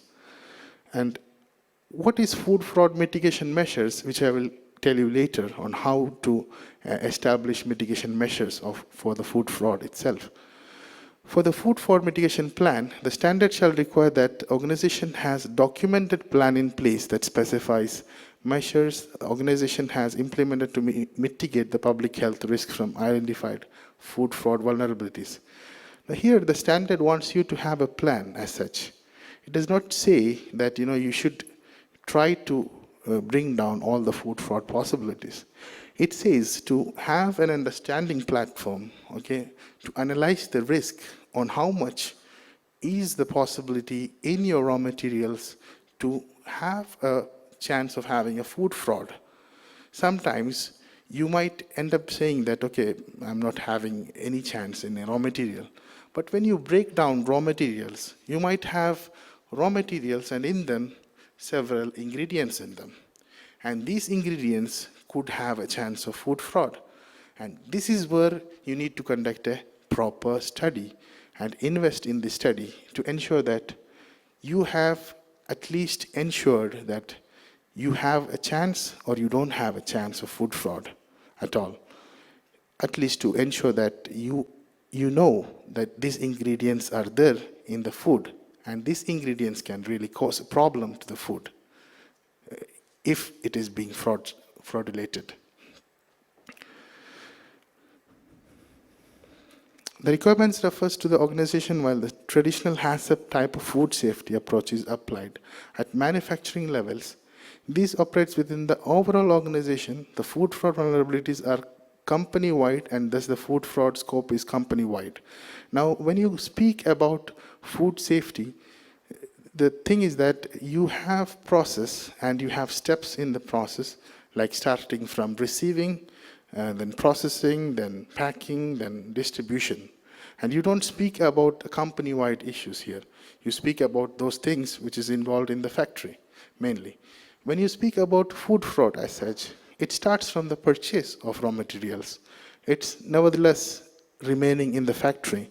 It starts from the decision-making, from the decision of selecting a supplier, decision of selecting a particular country of origin for supplier, or decision for selecting specifications of your raw materials, and pricing, and the financial aspect of purchasing a particular raw material, which is actually a very big circle rather than the food safety, wherein food safety deals with only the process-related things, and it deals with only things which is inherent to the process. Whereas food fraud itself, it's a big circle encompassing the financial, the purchase, the other attributes, and everything. Even when selecting the country of origin of a particular raw material, for example, an orange juice. When you have an orange juice, you have oranges, and oranges do have the specificity of having country of origin. When you claim these oranges are from Spain, it has to be from the Spain. And it is your responsibility to ensure that these are from the Spain. And how do you ensure these things? And do you have a chance wherein you have a possibility of adulteration happening for such kind of a product or a raw material as such? And how can companies mitigate it? Well, I will say in one sentence that first of all, you have to know your raw materials, or you have to know your suppliers. Unless and until you have the idea about what kind of product and its availability and its suppliers, you will never have a capability of understanding what kind of fraud can happen in it. Now, you have one product or one raw material, and you have several suppliers of it. Probably the best trend is to go for the cheapest, okay? But you have to think, what makes it cheap, okay? How does this cheap being justified? Now, here, when you go for the cheapest, and someone sells at a far different price, there is always a possibility that this kind of fraud is in the product, because these products are sold generally in this price. And when you have this price in the global market, how can some company come down to a certain level? So selecting a supplier or deciding the purchase or the financial aspects of it is a big factor in tackling food fraud.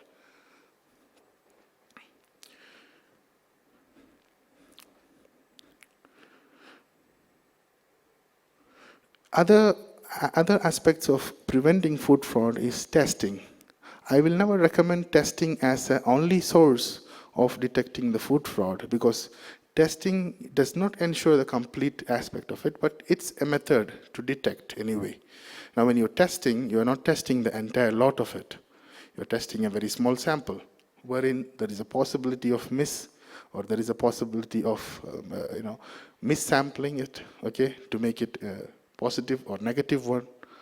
But when you come into testing, there are various methods like liquid chromatography, gas chromatography, mass spectrophotometry, nuclear magnetic resonance, and PCR techniques.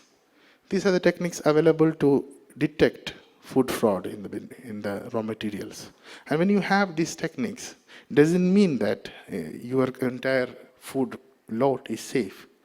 You will have to plan it from the beginning, from the purchase stage itself, to tackle it down until the consumers. Classification of food fraud. Now, I will have to tell you that food fraud is one word, but when you speak about food fraud, there are various classifications or various type of food fraud that has been in the history. GFSI has classified its terminology into these things: substitution, concealment, mislabeling, gray market production, unapproved enhancement, counterfeiting, and dilution. Here, this terminology has been taken from the GFSI, Global Food Safety Initiative, and this is used also as a tool for the food fraud vulnerability assessment. Such. Now, let us take dilution into consideration. Now, what is dilution? The process of mixing a liquid ingredient with high value with a liquid of lower value. It's simply mixing milk in water. Milk is being a high value and water being a low value. Examples of such are watered down products using non-potable unsafe water, olive oil diluted with potentially toxic tea tree oil, and the mode of attack for this food fraud is generally adulteration itself. Dilution has various possibilities. Basically, more vulnerable product for dilution are liquid foods rather than the solid foods, wherein it has a greater potential to be mixed with several other chemicals or other cheaper materials, Where in solid foods, when you mix it, it becomes sometimes obvious and detectable, which makes it difficult for them to mix it properly. Substitution. This is where a majority of food fraud takes place. The process of replacing an ingredient or part of the product of high value with another ingredient or part of the product of lower value ingredient, like sunflower oil partially substituted with mineral oil and hydrolyzed leather protein in milk. When you substitute something, okay, with a cheaper material, this is called substitution. Concealment, the process of hiding the low quality of a food ingredients of a product, okay, which is sometimes you have seen that the fruits being polished nicely and have the red color for the apple and for the orange, which has a very bright orange color, unusually, which can be considered also as a food fraud. Sometimes poultry are injected with hormones to look, flushy and, fresh. Unapproved enhancements, the process of adding unknown and undeclared materials to food products in order to enhance their quality attributes are called unapproved enhancement. The big food fraud scandal that has happened in China belongs to this category. That is the melamine added to enhance protein value. Use of unauthorized additives like Sudan dye red. This Sudan dye has been a culprit in many of the food fraud cases and has been detected in many of the, especially spices around the world. Mislabeling, or the process of placing false claims and on packaging for economic gain. The expiry pronounces unsafe origin, toxic Japanese star Ains labeled as Chinese star Ains, mislabeled recycled cooking oil. Mislabeling is a bigger concern when it comes to organic and expiry and all these things. And when it comes to organic itself, there is various ways of proving the organic certifications, authenticity. And most of the organic certificates that we can see around the world may not be authentic as such. Grey market production, theft or diversion. Outside, sometimes, this kind of things are outside the scope of definition by the SSAFE. So there is no definition as such given. This is the sale of excess unreported product allocated for the US market appearing in Korea. Counterfeiting. The process of copying the brand name, packaging concept, recipe, processing methods, etc. Of food products for the economic gain. This is called counterfeiting, or simply duplicating, you can say. You can find duplicate products of branded food manufacturing companies in the market. How to capture information related to food fraud happening on a global level. I would like to take a look at the website here. Can you open the website for me for the European Communication?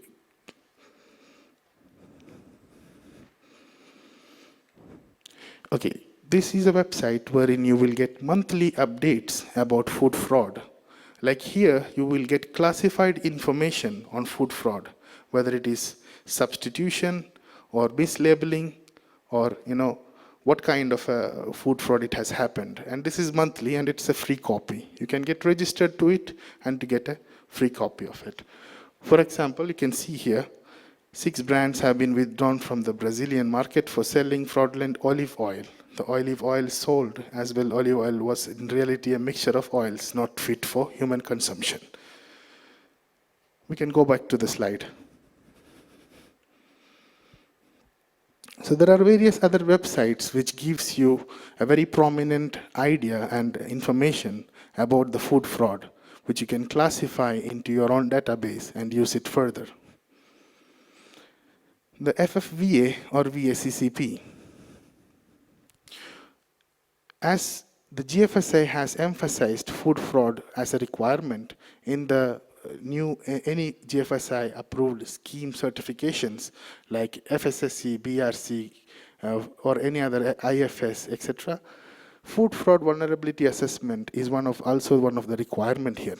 Now, how to do a food fraud vulnerability assessment? It is sometimes quite tricky because you have sometimes 200 or 500 ingredients or raw materials, wherein you will have to combat with these raw materials to understand what kind of raw materials are it and how that is being analyzed and how the risk can be captured. Now, GFSI has said opportunity plus motivation minus control measures is food fraud vulnerability. Now, I will explain what is opportunity.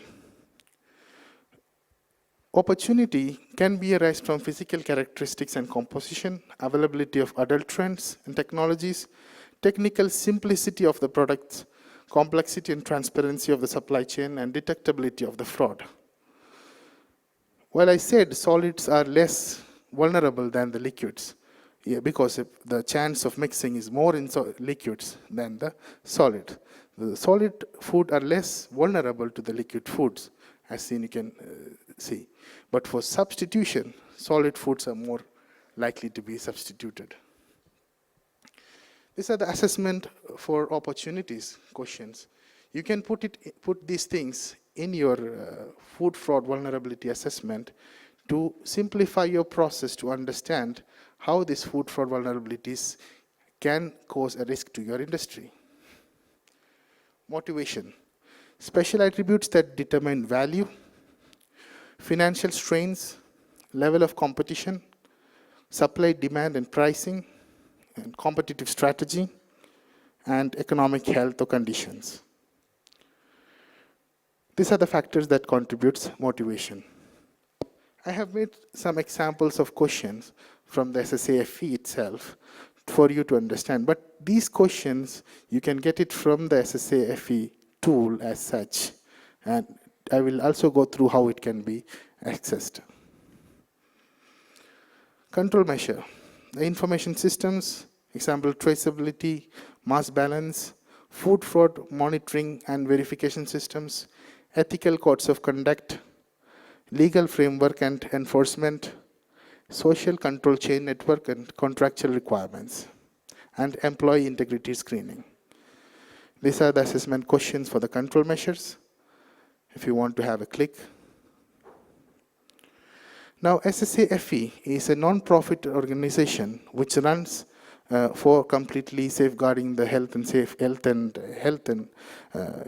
food safety of the food. Here, SSAFE has introduced a tool to mitigate food fraud, where you can add the details that you have, like raw materials, ingredients, and your company details, how vulnerable you are. It will automatically generate a food fraud mitigation plan for you, which is very helpful. But I would say that you have to count on the answers that you give to the system. You cannot simply blindly believe these systems. You just have to see how you answer the questions to understand that how effective will be your food fraud mitigation plan. The strategical idea of having a food fraud mitigation framework was done by the PricewaterhouseCoopers company along with the GFSI. It asks you to start by understanding your food fraud vulnerability, to conduct a food fraud vulnerability assessment, then develop a food fraud mitigation strategy, then to deep investigate the food fraud in it, and to again have a look at the food frauds how can it be mitigated and plan accordingly, and to revise your vulnerability assessment details to ensure that these kind of informations are again populated in a PDCA circuit, like a plan, do, check, act circuit. Industry-wide challenges. You have difficulty in detecting food fraud, lack of upstream supply chain visibility, and underinvestment in supply chain risk management. The majority of problems that we face in food fraud is because of lack of visibility of the supply chain as such. You are being supplied by a trader and you don't know that which manufacturer has manufactured it and how it has been come through all this chain to reach this particular trader. Okay, so due to the time constraint, okay, we have to skip into the question and answer session. Any questions?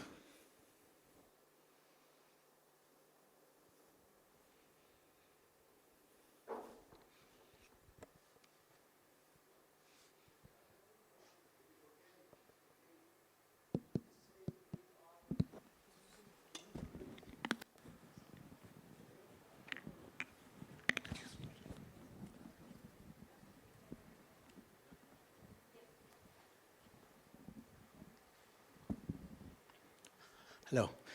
I said, if we are importing some organic product, and it already has from the manufacturer organic and all the certifications, etc. But we're importing it as a private label, with our own label. Do we have to get the certification ourselves? Because we're a little bit confused about this. Because we're importing organic product. It should be organic from the manufacturer, not from us as importer and distributor. For this, you have to look at the authenticity of the certificate, and if the country of sale of the product has approved the certification for organic certifications as such. Sometimes what happens, there are many organic certification bodies, but those are not approved by the government which you are trying, the country which you are trying to sell the product to. So you have to see that this certificate that you hold has a value in the country of sale that you have.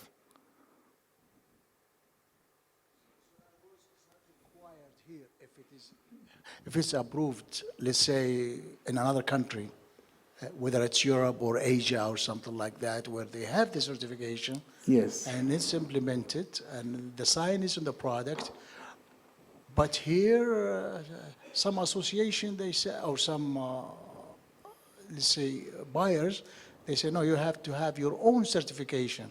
And our own certification, it comes back. How can we certify it as it's organic? It's a great challenge, actually. Sometimes what happens that you have a number of products, okay? You have a variety of traded items, wherein some are organic and some are non-organic. So it's also a challenge to prove to them that how you manage the complete shipment of organic and how you manage the organicity of it, not being mixed up, not being prone to any other contaminations from non-organic items. This also apply to halal mark.